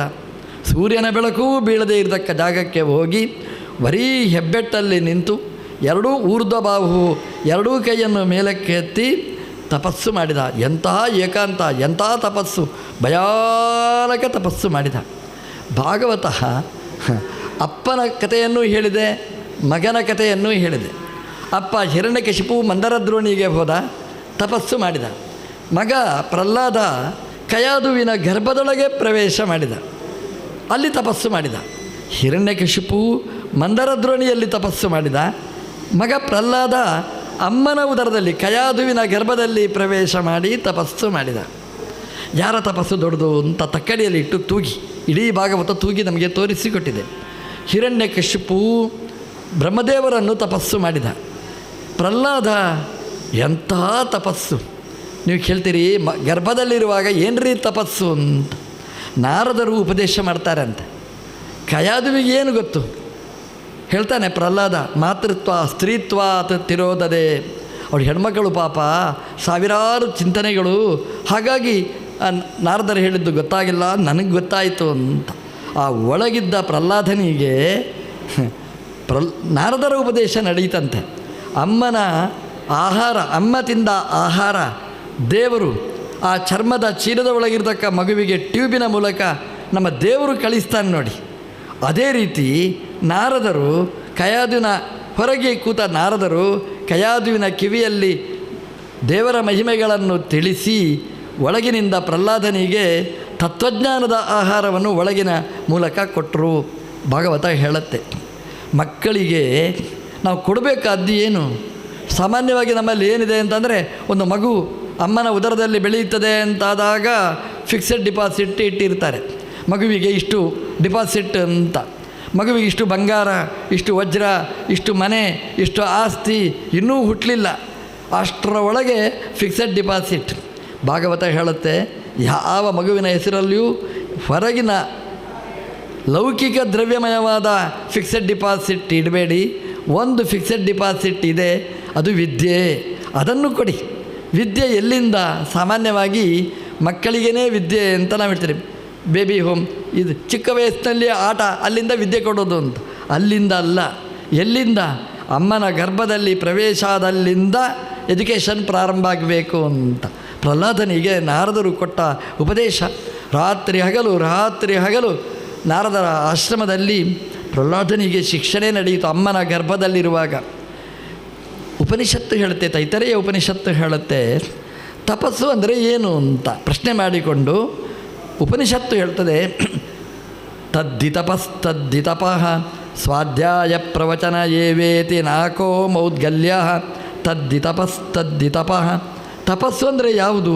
ಅದು ಯಾವುದು? ಸ್ವಾಧ್ಯಾಯ ಪ್ರವಚನ. ನಾವು ಅಧ್ಯಯನ ಮಾಡಬೇಕು, ಮಾಡಿದ ಅಧ್ಯಯನವನ್ನು ಇನ್ನೊಬ್ಬರಿಗೆ ಪ್ರವಚನ ಮಾಡಬೇಕು. ಇದು ತಪಸ್ಸು. ವೇದಾಂತಗಳ ಬಗ್ಗೆ ನಾವು ಸ್ವ ಅಧ್ಯಾಯ, ಆ ಸ್ವತಂತ್ರನಾದ ಭಗವಂತನ ಬಗ್ಗೆ ಅಧ್ಯಯನ ಸ್ವಶಾಖೋಚಿತವಾದದ್ದನ್ನು ಮಾಡಬೇಕು. ಅದನ್ನು ಪ್ರವಚನ ಮಾಡಬೇಕು, ಇನ್ನೊಬ್ಬರಿಗೆ ಮನದಟ್ಟಾಗುವ ಹಾಗೆ ಹೇಳಬೇಕು. ಇದು ತಪಸ್ಸು ಅಂತ. ಮಗ ಮಾಡುವ ಪ್ರಹ್ಲಾದ ಮಾಡಿದ ತಪಸ್ಸು ಅಂದರೆ ಇದು. ಸ್ವಾಧ್ಯಾಯ ಪ್ರವಚನ ನಾರದರ ಜೊತೆಗೆ ಬ್ರಹ್ಮಜ್ಞಾನಿಗಳಿಂದ ಉಪದೇಶವನ್ನು ಪಡೆಯುವ ತಪಸ್ಸು ಪ್ರಹ್ಲಾದನದ್ದು. ಹಿರಣ್ಯಕಶಿಪು 4 ಮುಖದ ಬ್ರಹ್ಮದೇವರ ಬಗ್ಗೆ ತಪಸ್ಸು ಮಾಡಿದ. ಹಿರಣ್ಯಕಶಿಪು ಆಹಾರ ತೊರೆದ, ಪ್ರಹ್ಲಾದನೂ ಆಹಾರ ಮುಟ್ಟಲಿಲ್ಲ. ಹಿರಣ್ಯಕಶಿಪು ತಪಸ್ಸು ಮಾಡಿದ, ಬ್ರಹ್ಮದೇವರು ಒಲಿದ.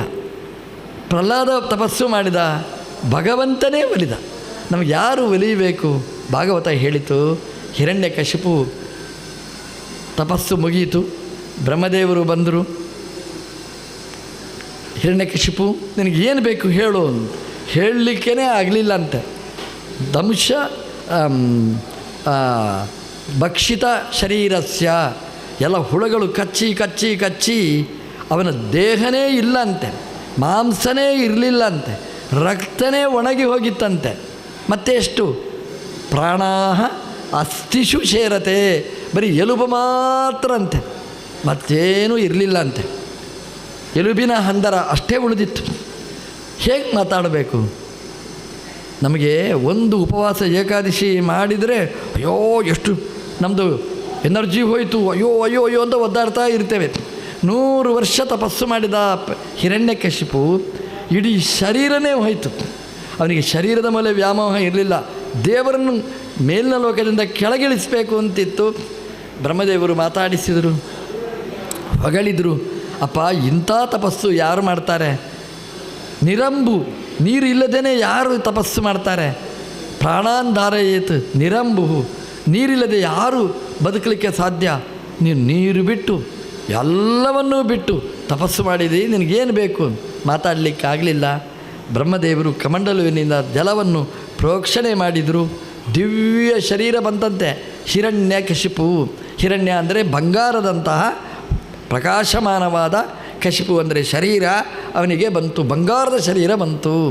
ಭಾಗವತ ಹೇಳುತ್ತೆ, ದೇವರಿಗೋಸ್ಕರ ನಮ್ಮ ದೇಹವನ್ನು ದಂಡಿಸಿದರೆ ಭಗವಂತ ಒಳ್ಳೆಯ ಶರೀರ, ತಾಕತ್ತಿನ ಶರೀರವನ್ನು ನಮಗೆ ಕೊಡ್ತಾನೆ. ನಮ್ಮ ಶರೀರ ನಾವು ತಿಂತೇವೆ, ಭೋಗ ತ್ಯಾಗ ಎರಡರಲ್ಲಿ ಯಾವುದಕ್ಕೆ ಶಕ್ತಿ? ಭೋಗಕ್ಕೆ ಶಕ್ತಿ ಅಲ್ಲ, ತ್ಯಾಗಕ್ಕೆ ಶಕ್ತಿ. ಹಿರಣ್ಯಕಶಿಪು ತ್ಯಾಗ ಮಾಡಿದ, ಅವನಿಗೆ ದಿವ್ಯ ಶರೀರ ಬಂತು. ನಾವು ತಿಂತೇವೆ, ಇದ್ದ ಶರೀರ ಎಲ್ಲ ಹೋಗಿಬಿಡ್ತದೆ, ತಿನ್ನಲಿಕ್ಕೆ ಆಗೋದಿಲ್ಲ. ಡಾಕ್ಟ್ರ್ ಹೇಳ್ತಾರೆ ಅದನ್ನು ತಿನ್ನಬೇಡ, ಇದನ್ನು ತಿನ್ನಬೇಡ ಅಂತ. ಊಟ ಮಾಡುವಾಗ ಆ ಸ್ವೀಟ್ ಮುಟ್ಟಬೇಡ, ಈ ಸ್ವೀಟ್ ಮುಟ್ಟಬೇಡ ಅಂತ. ನಮಗೆ ಭೋಗ ಅಲ್ಲ, ತ್ಯಾಗ ಮುಖ್ಯ. ಅದನ್ನು ದೈತ್ಯನಾದ ಹಿರಣ್ಯಕಶಿಪು ತೋರಿಸಿದ. ಬ್ರಹ್ಮದೇವರು ಬಂದರು, ಒಳ್ಳೆಯ ಶರೀರವನ್ನು ಕೊಟ್ಟರು. ನಮಗೆ ಶರೀರ ಬರಬೇಕಾದರೆ ಏಕಾದಶಿಯಂತಹ ವ್ರತ, ಚಾತುರ್ಮಾಸ್ಯದಂತಹ ವ್ರತ ಇದನ್ನು ನಾವು ಮಾಡಿದರೆ ಶರೀರದಲ್ಲಿ ತಾಕತ್ತು ಬೆಳೀತದೆ. ತಿನ್ನುವುದರಿಂದ ತಾಕತ್ತು ಬರುವುದಲ್ಲ, ನಾವು ತ್ಯಾಗ ಮಾಡಿದ್ದರಿಂದ, ಉಪವಾಸ ಮಾಡಿದ್ದರಿಂದ ದೇಹಕ್ಕೆ ತಾಕತ್ತು ಬರುವುದು ಅನ್ನೋದನ್ನು ಭಾಗವತ ನಮಗೆ ತೋರಿಸಿತು. ಪ್ರಹ್ಲಾದ ಬೆಳೆದ, ಹಿರಣ್ಯಕಶಿಪು ತಪಸ್ಸು ಮಾಡಿದ, ಬ್ರಹ್ಮದೇವರಿಂದ ವರವನ್ನು ಪಡೆದ. ಏನು ಬೇಕು ವರ ಅಂತ ಅವ ಹೇಳಿದ, ಮೃತ್ಯುರು ಮಾಭೂತ್ ಮಮ ಪ್ರಭು, ನಾನು ಸಾಯಲೇಬಾರದು ಅಂತ ಹೇಳಿದ. ಬ್ರಹ್ಮದೇವರು ಹೇಳಿದರು, ನೋ, ಅದಾಗುವುದಿಲ್ಲ ಅಂತ ಹೇಳಿದರು. ಸಾಯಲೇಬಾರದು ಅಂತ ಒಂದು ಇಲ್ಲವೇ ಇಲ್ಲ. ಅವನು ಹೇಳಿದಾಗಿದ್ರೆ ಮೇಲೆ ಸಾಯಬಾರ್ದು, ಕೆಳಗೆ ಸಾಯಬಾರ್ದು, ಒಳಗೆ ಸಾಯಬಾರ್ದು, ಹೊರಗೆ ಸಾಯಬಾರ್ದು ಎಲ್ಲ ಹೇಳಿದ. ಬ್ರಹ್ಮದೇವರು ವರವನ್ನು ಕೊಟ್ಟರು. ವರ ಹಿಡ್ಕೊಂಡು ಬಂದ. ಅವನಿಗೆ ಭಾರೀ ಖುಷಿ. ಅಜರಾಮರಮ ಮನ್ಯತ, ನಾನು ಸಾಯಲಿಕ್ಕೇ ಇಲ್ಲ, ನಾನು ಮುದುಕನೇ ಆಗಲಿಕ್ಕಿಲ್ಲ ಅಂತ ತೀರ್ಮಾನ ಮಾಡಿದ. ಅವನು ಮಾಡಿದ್ದೇ ಶಾಸನ. ಪ್ರಹ್ಲಾದ ಬಂದ. ಪ್ರಹ್ಲಾದನಿಗೆ ಚಂಡಾಮರ್ಕರ ಶಾಲೆಯಲ್ಲಿ ಪ್ರವೇಶ ಸಿಕ್ಕಿತು. ಶುಕ್ರಾಚಾರ್ಯರ ಮಕ್ಕಳು ಚಂಡಾಮರ್ಕ ಅಂತ 2 ಇಬ್ಬರ ನೇತೃತ್ವದಲ್ಲಿ ವಿದ್ಯಾಭ್ಯಾಸಕ್ಕೆ ವ್ಯವಸ್ಥೆ ಮಾಡಿದ. ಇದು ನಾವು ನೆನಪಿಟ್ಟುಕೊಳ್ಬೇಕಾದ್ದು. ಮಕ್ಕಳಿಗೆ ವಿದ್ಯಾಭ್ಯಾಸದ ಜವಾಬ್ದಾರಿ ಹಿರಣ್ಯಕಶಿಪುವಿಗೆ ಇತ್ತು. ಇದು ನಾವು ಗಮನಿಸಬೇಕಾದ್ದು. ಕರೆಸಿದ ಮಗನನ್ನು ಹಿರಣ್ಯಕಶಿಪು ಹಿರಣ್ಯಕಶಿಪುವಿಗೆ ಪ್ರಹ್ಲಾದ ಸಾಷ್ಟಾಂಗ ಪ್ರಣಾಮ ಮಾಡಿದ. ಅಪ್ಪ ತೊಡೆಯಲ್ಲಿ ಕೂಡಿಸಿದ. ಕೇಳಿದ, ಮಗು, ನೀನು ಕಲಿತದ್ದರಲ್ಲಿ ಅತೀತಂ ಉತ್ತಮಂ, ನೀನು ಚೆನ್ನಾಗಿ ನನಗೆ ಕಾಣ್ತದೆ, ಅದನ್ನು ಹೇಳು. ಅವನು 2 ಕ್ಲಾಸಿಗೂ ಹೋಗಿದ್ದ, ಚಂಡಾಮರ್ಕರ ಸ್ಕೂಲಿಗೂ ಹೋಗಿದ್ದ, ನಾರದರ ಪಾಠವನ್ನೂ ಕೇಳಿದ್ದ. 2ರಲ್ಲಿ ಅತೀತಂ ಉತ್ತಮಂ, ಒಳ್ಳೆಯ ಅದು ಕಲಿತದ್ದು ಯಾವುದದು? ಚಂಡಾಮರ್ಕರಲ್ಲಿ ಅಲ್ಲ. ನಸಾದು ಮೇನೆ ಸ್ವರೂಪ ಸದ್ಗ್ರಹಂ, ಚಂಡಾಮರ್ಕರಲ್ಲಿ ಹೇಳಿ ಕಲಿತದ್ದು ಚೆನ್ನಾಗಿಲ್ಲ ಅಂದ, ಇಷ್ಟನೇ ಆಗಲಿಲ್ಲ. ನಾರದರು ಹೇಳಿಕೊಟ್ಟದ್ದು ಚೆನ್ನಾಗಿತ್ತು, ಅದನ್ನು ಹೇಳಿದ ಅವನು. ಹಿರಣ್ಯಕಶಿಪುವಿಗೆ ಸಿಟ್ಟು ಬಂತು, ತೆಗೆದು ಬೀಸಾಡ್ತಾನೆ ಮಗುವನ್ನು. ಇದು ಅನ್ಯಾಯ ಅಂತ ಎಲ್ಲ ಕರೆದ, ಮೇಷ್ಟ್ರನ್ನು, ಶಂಡರನ್ನು, ಮರ್ಕರನ್ನೆಲ್ಲ ಕರೆದ. ಏನು ಪಾಠ ಹೇಳಿಕೊಟ್ಟಿದ್ದೀರಿ ನೀವು, ನಿಮಗೇನು ಬುದ್ಧಿ ಇಲ್ಲ, ಬೈದು ಬಿಟ್ಟ. ಪಾಪ ಬೆಚ್ಚಿ ಬಿದ್ದರು, ಕೈ ಮುಗಿದ್ರು, ನಾವು ಸರಿ ಮಾಡ್ತೇವೆ ಅಂತ ಕೇಳಿದ್ರು ಪ್ರಹ್ಲಾದನ ಹತ್ರ, ನಿನಗೆ ಯಾರು ಹೇಳಿಕೊಟ್ರು ಈ ಮಾತು? ಅವ ಹೇಳಿದ, ಯಾರು ಹೇಳಿಕೊಟ್ರು ಯಾರಿಗೂ ಗೊತ್ತು. ಅವನು ಹೇಳಿದ, ನನಗೆ ಗೊತ್ತಾಯಿತು ಅಂತ ಹೇಳಿದ. ಚಕ್ರಪಾಣಿ ಎದುರಿಚ್ಛಯ, ಅದು ಈ ಅಯಸ್ಕ ಅಂತ ಇದೆ. ಆ ಅಯಸ್ಕಾಂತ ಇದ್ದಲ್ಲಿಗೆ ಕಬ್ಬಿಣ ಹೋಗ್ತದೆ. ಆ ಕಬ್ಬಿಣ ಜೋರು ಮಾಡಿದರು, ನೀನು ಯಾಕೆ ಅಯಸ್ಕಾಂತದ ಹತ್ರ ಹೋದಿ ಅಂತ. ಮ್ಯಾಗ್ನೆಟಿಕ್ ಪವರ್, ಅಲ್ಲಿಗೆ ಕಬ್ಬಿಣ ಹೋದರೆ ಆ ಕಬ್ಬಿಣದ ಹತ್ರ ಕೇಳಿದರು, ನೀನು ಯಾಕೆ ಹೋದಿ ಅಯಸ್ಕಾಂತದ ಹತ್ರ ಅಂತ. ಕಬ್ಬಿಣ ಹೇಳಿತು, ನನ್ನ ಸ್ವಭಾವನೇ ಅಯಸ್ಕಾಂತದ ಹತ್ರ ಹೋಗುವುದು. ಪ್ರಹ್ಲಾದ ಹೇಳಿದ, ದೇವರು ಅಂದರೆ ನನಗೆ ಅಯಸ್ಕಾಂತ ಇದ್ದ ಹಾಗೇ, ಹಾಗಾಗಿ ದೇವರ ಹತ್ರ ಮನಸ್ಸು ಹೋಗುವುದು ಸಹಜವಾಗ್ತಾ ಇದೆ ಅಂತ. ಅವ್ರಿಗೆ ಸಿಟ್ಟು ಬಂತು. ಅಧಿಕ ಪ್ರಸಂಗಿ ಅಂದರೆ ಅಧಿಕ ಪ್ರಸಂಗಿ, ಏನೋ ಪ್ರಶ್ನೆ ಹೇಳಿದ್ರೆ ಏನೋ ಉತ್ತರ ಕೊಡುತ್ತಾರೆ. ಈ ಪ್ರಹ್ಲಾದನ ಭಾಷೆ ಅವರಿಗೆ ಎಲ್ಲಿ ಅರ್ಥ ಆಗಬೇಕು. ಆ ದೇವರು, ಆ ಪ್ರೀತಿ, ಆ ಭಕ್ತಿ, ಆ ನಿಷ್ಠೆ ಒಂದು ಅರ್ಥ ಆಗಲಿಲ್ಲ. ಮತ್ತೆ ಅದೇ ಪಾಠ, ಅದೇ ಶಾಲೆ. ಪ್ರಹ್ಲಾದನಿಗೆ ಬೋರ್ ಅಂದರೆ ಬೋರು, ಯಾವಾಗ ಮುಗಿತೆ ಶಾಲೆ ಅಂತ ಅನಿಸಿತ್ತು. ಹಿರಣ್ಯಕಶಿಪು ಮತ್ತೆ ಕರೆದ, ಏನು ಓದಿದ್ದಿ, ಒಳ್ಳೆಯ ವಿಷಯ ಒಂದು ಹೇಳು ಯಾವುದಾದರೂ ಅಂತ ಹೇಳಿದರೆ, ಶ್ರವಣಂ ಮನನಂ ಅಂತ ಹೇಳಿದವನು. ಶ್ರವಣಂ ಕೀರ್ತನಂ ವಿಷ್ಣೋ ಸ್ಮರಣಂ ಪಾದಸೇವನಂ ಅರ್ಚನಂ ವಂದನಂ ದಾಸ್ಯಂ ಸಖ್ಯಂ ಆತ್ಮನಿ ವೇದನಂ, ತನ್ನಲ್ಲಿ ದೇವರಿದ್ದಾನೆ ಅಂತ ಭಕ್ತಿಯ ಪ್ರಕಾರಗಳನ್ನೆಲ್ಲ ಅವನಿಗೆ ಎಲ್ಲ ಖುಷಿಯಾಯಿತು. ಶ್ರವಣಂ ಕೀರ್ತನಂ ಅದೆಲ್ಲ ಸರಿ ಉಂಟು, ಪಾದಸೇವನ ವಿಷ್ಣೋ ಈ ಶಬ್ದ ಒಂದೇ ಅಲರ್ಚಿ. ಹಾಗಾಗಿ ಸಿಟ್ಟು ಬಂತು. ಮತ್ತೆ ಕೇಳ್ತಾನೆ ಚಂಡಾಮರ್ಕರ ಹತ್ರ, ಏನಿದು ಅಂತ. ಎಲ್ಲ ನಿನ್ನ ಮಗಂದೇ ಮಹಾ ಸಾಮರ್ಥ್ಯ ಅಂತ ಕೈ ಬಿಟ್ಟರು. ಅವನು ಕೊಲ್ಲಬೇಕು ಅಂತ ಪ್ರಯತ್ನ ಪಟ್ಟ. ಏನೇನು ಪ್ರಯತ್ನ ಪಟ್ಟ, ಎತ್ತರದ ಬೆಟ್ಟದಿಂದ ಕೆಳಗೆ ಹಾಕಿದರು, ಇವನು ಕೊಂದು ಬಿಡಬೇಕು ಅಂತ. ಸಾಯಲೇ ಇಲ್ಲಂತೆ ಪ್ರಹ್ಲಾದ. ಆನೆಯಿಂದ ತುಳಿಸಿದ್ರಂತೆ, ಪ್ರಹ್ಲಾದ ಸಾಯಲೇ ಇಲ್ಲಂತೆ. ಅದು ಯಾಕೆ? ದೇವರು ನಮ್ಮ ಕೈ ಹಿಡಿದರೆ ಯಾರೂ ನಮ್ಮನ್ನೇನು ಮಾಡಲಿಕ್ಕಾಗೋದಿಲ್ಲ. ಹಿರಣ್ಯಕಶಿಪು ವರ ಕೇಳಿದ್ದ ಅಜರಾಮರ ಅಂತ. ಹಿರಣ್ಯಕಶಿಪಿಗೆ ಸಂಶಯ ಬಂತಂತೆ. ನಾನು ಕೇಳುವಾಗ ಅಡ್ರೆಸ್ ಕರೆಕ್ಟ್ ಹಾಕಲಿಲ್ವಾ ಏನ ಅಂತ. ಸಾಯಬಾರದು ಅಂತ ಕೇಳಿದ್ದೆ ವರ, ಅದು ಸಾಯಬಾರದು ಅಂದರೆ ಸನ್ ಆಫ್ ಹಿರಣ್ಯಕಶಿಪು. ಆ ಒಂದು ವೇಳೆ ಅದು ಹಿರಣ್ಯಕಶಿಪಿನ ಮಗ ಸಾಯಬಾರದು ಅಂತ ಕೇಳಿದ್ದ ಅಂತ ಪುನಃ ಒಂದ್ಸಲ ಆಲೋಚನೆ ಮಾಡಿದಂತೆ. ಸಾಯಬಾರದು ಅಂತ ವರ ಕೇಳಿದ್ದು ನಾನು ಸಾಯಬಾರದು, ಸಾಯದೇ ಇದ್ದದ್ದು ಪ್ರಹ್ಲಾದ. ಇದು ಹೆಂಗಾಯಿತು ಅಂತ. ಅಂದರೆ ಕೆಲವು ಸಲ ಅಪ್ಪನಿಗೆ ಸಿಕ್ಕಿದ್ದು ಎಲ್ಲ ಫೆಸಿಲಿಟಿ ಅದು ಮಕ್ಕಳಿಗೆ ಹೋಗುತ್ತೆ. ಹಾಗೇನಾದರೂ ಆಯಿತಾ ಅಂತ ತಲೆಬಿಸಿ ಆಯಿತು. ಮತ್ತೆ ಪರೀಕ್ಷೆ ಮಾಡಿದ. ಎತ್ತರದ ಬೆಟ್ಟದಿಂದ ಬಿಸಾಡಿದ. ಏನೇನೂ ಆಗಲಿಲ್ಲ ಪ್ರಹ್ಲಾದನಿಗೆ. ಯಾಕೆ ಅಂತಂದರೆ ಕೊಲ್ಲುವವ ಹಿರಣ್ಯಕಶಿಪು ಅಲ್ಲ. ಜನ್ಮಾದ್ಯಸ್ಯ ಯಥೋನ್ವಯಾತ್, ಸೃಷ್ಟಿಯಾದಿಗಳು ಸೃಷ್ಟಿ ಸ್ಥಿತಿ ಸಂಹಾರ ನಿಯಮನ ಜ್ಞಾನ ಅಜ್ಞಾನ ಬಂಧ ಮೋಕ್ಷ ಆ ಎಲ್ಲವನ್ನು ಕೊಡುವವ ದೇವರದು, ಹಿರಣ್ಯಕಶಿಪು ಅಲ್ಲ. ಹಾಗಾಗಿ ಹಿರಣ್ಯಕಶಿಪು ಕೊಲ್ಲಬೇಕು ಅಂತ ಪ್ರಯತ್ನ ಪಟ್ಟರೆ ಕೊಲ್ಲಿಕ್ಕಾಗಲಿಲ್ಲ. ಅವನಿಗೆ ಏನು ಪ್ರಯತ್ನ ಮಾಡಿದರೂ ಕೊಲ್ಲಿಕ್ಕಾಗುವುದಿಲ್ಲ. ದೇವರು ತೋರಿಸಿದ, ಕೊಲ್ಲುವವ ನೀನಲ್ಲ, ಕೊಲ್ಲುವ ಡಿಪಾರ್ಟ್ಮೆಂಟ್ ನಂದದು. ಹೇಗೆ ಸೃಷ್ಟಿ ಮಾಡುವ ಡಿಪಾರ್ಟ್ಮೆಂಟ್ ನಂದೋ, ಕೊಲ್ಲುವದ್ದು ನನ್ನದ್ದೇ. ನಿನ್ನಿಂದ ಏನು ಮಾಡಲಿಕ್ಕಾಗೋದಿಲ್ಲ. ಕೆಲವು ಸಲ ಹಾಗಾಗುತ್ತೆ ನೋಡಿ. ನಾವು ಕೊಲ್ಲಬೇಕು ಅಂತ ಪ್ರಯತ್ನ ಪಡ್ತೇವೆ. ನಾವು ಕೊಲ್ಲಬೇಕು ಅಂತ ಪ್ರಯತ್ನ ಪಟ್ಟರೆ ಕೊಲ್ಲಿಕ್ಕಾಗೋದೇ ಇಲ್ಲ. ಒಂದು ಮಚ್ಚೆಯಿಂದ ಹೊಡೆದು, ಕೈಗೆ ಹೊಡೆದು ಪಾತಾಳಕ್ಕೆ ದೂಡಿ ಬಂದಿದ್ದಾರೆ. ಇವರು ವಾಪಸ್ ಬರುವಾಗ ಅವರು ಪೊಲೀಸ್ ಸ್ಟೇಷನಲ್ಲಿ ಕಂಪ್ಲೇಂಟ್ ಕೊಟ್ಟಿದ್ದಾರೆ, ನನ್ನನ್ನು ಇವನು ಕೊಂದಿದ್ದಾನೆ, ಹೊಡೆದಿದ್ದಾನೆ ಅಂತ. ಆರಾಮವಾಗಿ ಜೀವಂತ ಇದ್ದಾರೆ. ಈಗ ನಾವು ಕೊಲ್ಲಬೇಕು ಅಂತ ಪ್ರಯತ್ನ ಪಡೋದು, ದೇವರು ರಕ್ಷಣೆ ಮಾಡುವವ ಇದ್ದರೆ ಯಾರೂ ಏನೂ ಮಾಡಲಿಕ್ಕೆ ಸಾಧ್ಯನೇ ಇಲ್ಲ. ಈ ಉಗ್ರಗಾಮಿಗಳು ಏನೇನು ಮಾಡ್ತಾರೆ ನೋಡಿ, ಎಲ್ಲ ಪ್ರಯತ್ನ ಅದು ವ್ಯರ್ಥ. ಯಾಕೆ ಅಂತಂದರೆ ನಮ್ಮ ದೇವರದ್ದು ಸಂಕಲ್ಪ ಏನಿದೆ ಅಂದರೆ ಭಾರತವನ್ನು ರಕ್ಷಣೆ ಮಾಡ್ತೇನೆ ಅನ್ನುವ ಸಂಕಲ್ಪ ಅದು ಭಗವಂತನದ್ದು ಇದ್ದದ್ರಿಂದ ಯಾರಿಗೂ ಏನೂ ಮಾಡಲಿಕ್ಕೆ ಆಗಲಿಲ್ಲ. ಅದೇನಾಯಿತು ಅಂದರೆ ಹಿರಣ್ಯಕಶಿಪು ಮೇಲಿನಿಂದ ಕೆಳಗೆ ಬೀಸಾಡಿದ ಪ್ರಹ್ಲಾದನನ್ನು. ನಮ್ಮ ದೇವರದನ್ನು ಹಿಡಿದ, ಕೈಯಲ್ಲಿ ಮಗುವನ್ನು ಹಿಡಿಯುವಾಗ ಕೈಯಲ್ಲಿ ಹಿಡಿದು ಕೆಳಗಿಟ್ಟ, ಏನೂ ಆಗಲಿಲ್ಲ. ಆದ್ದರಿಂದ ದೂಡುವ ಒಂದು ಮುಖ್ಯ ಅಲ್ಲ, ಬಿದ್ದಾಗ ಕೈ ಹಿಡಿಯುವವರು ಬೇಕು. ನಾವು ದೇವರನ್ನು ನಿತ್ಯ ನರಸಿಂಹನನ್ನು ಪ್ರಾರ್ಥನೆ ಮಾಡಿದರೆ ಆ ನರಸಿಂಹ ದೇವರು ಯಾರೇ ನಮ್ಮನ್ನು ದೂಡ್ಲಿಕ್ಕೆ ಕೆಳಗೆ ಎತ್ತಿ ಮತ್ತು ಅದೇ ಜಾಗದಲ್ಲಿ ಮೇಲೆ ಮೇಲೆ ನಮ್ಮ ದೇವರು ಕರ್ಕೊಂಡು ಹೋಗ್ತಾರೆ. ಯಾವ ಮಾಟ, ಯಾವ ಮಂತ್ರ, ಯಾವ ಲಿಂಬೆಹಣ್ಣು, ಯಾವುದೇ ಕುಂಕುಮ ನಮ್ಮ ಮೇಲೆ ಏನೂ ಮಾಡುವುದಿಲ್ಲ. ರಕ್ಷಣೆ ಮಾಡುವ ದೇವರಿದ್ದರೆ ನಾವು ಸೇಫ್, ನಾವು ಸುರಕ್ಷಿತವಾಗಿರ್ತೇವೆ ಅಂತ. ಹಿರಣ್ಯಕಶಿಪುವಿಗೆ ಇನ್ನೂ ತಲೆಬಿಸಿ ಆಯಿತು. ಕೊಲ್ಲುವ ಅಂದರೆ ಕೊಲ್ಲಿಕ್ಕಾಗುವುದಿಲ್ಲ, ಇಟ್ಕೊಳ್ಳುವ ಅಂತಂದರೆ ಅಧಿಕ ಪ್ರಸಂಗಿ ಇದು.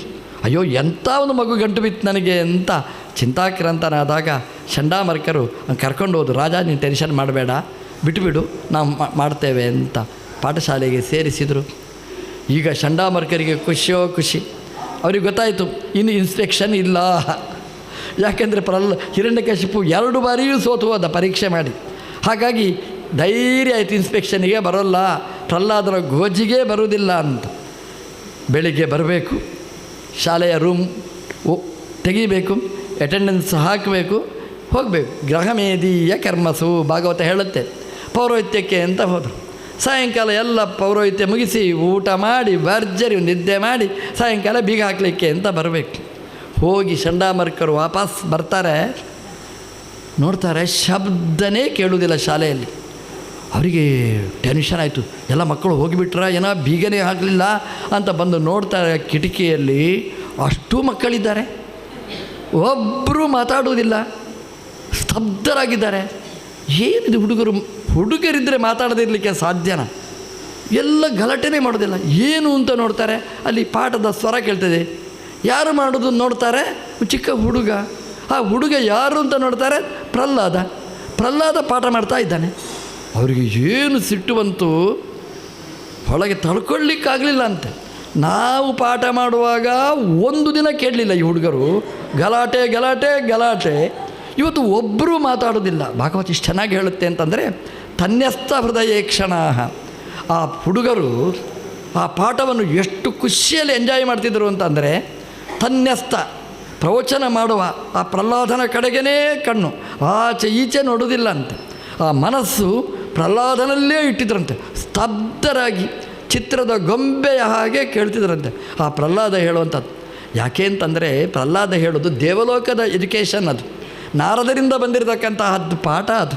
ಹಾಗಾಗಿ ಆ ಪಾಠ ಒಳಗಿನ ಗರ್ಭಕ್ಕೆ ಖುಷಿಯಾಗಿದೆ ಅಂತಂದರೆ ಈ ಮಕ್ಕಳಿಗೆ ಇಷ್ಟ ಆಗದೇ ಇರುತ್ತಾ? ಪ್ರಹ್ಲಾದ ಅದೇ ಲ್ಯಾಂಗ್ವೇಜಲ್ಲಿ ಹೇಳಿದ, ಮಕ್ಕಳಿಗೆ ತುಂಬ ಖುಷಿ. ನಾವು ಒಂದು ನೆನಪಿಟ್ಟುಕೊಳ್ಬೇಕು.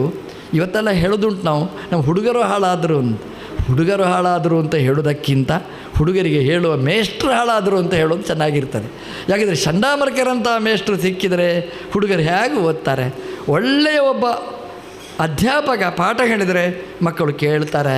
ಅಂದರೆ ಹಾಗೆ ಮಕ್ಕಳಿಗೆ ಇಷ್ಟ ಆಗುವ ರೀತಿಯಲ್ಲಿ ಹೇಳಬೇಕು. ಪ್ರಹ್ಲಾದ ಹಾಗೆ ಪಾಠ ಹೇಳಿದ.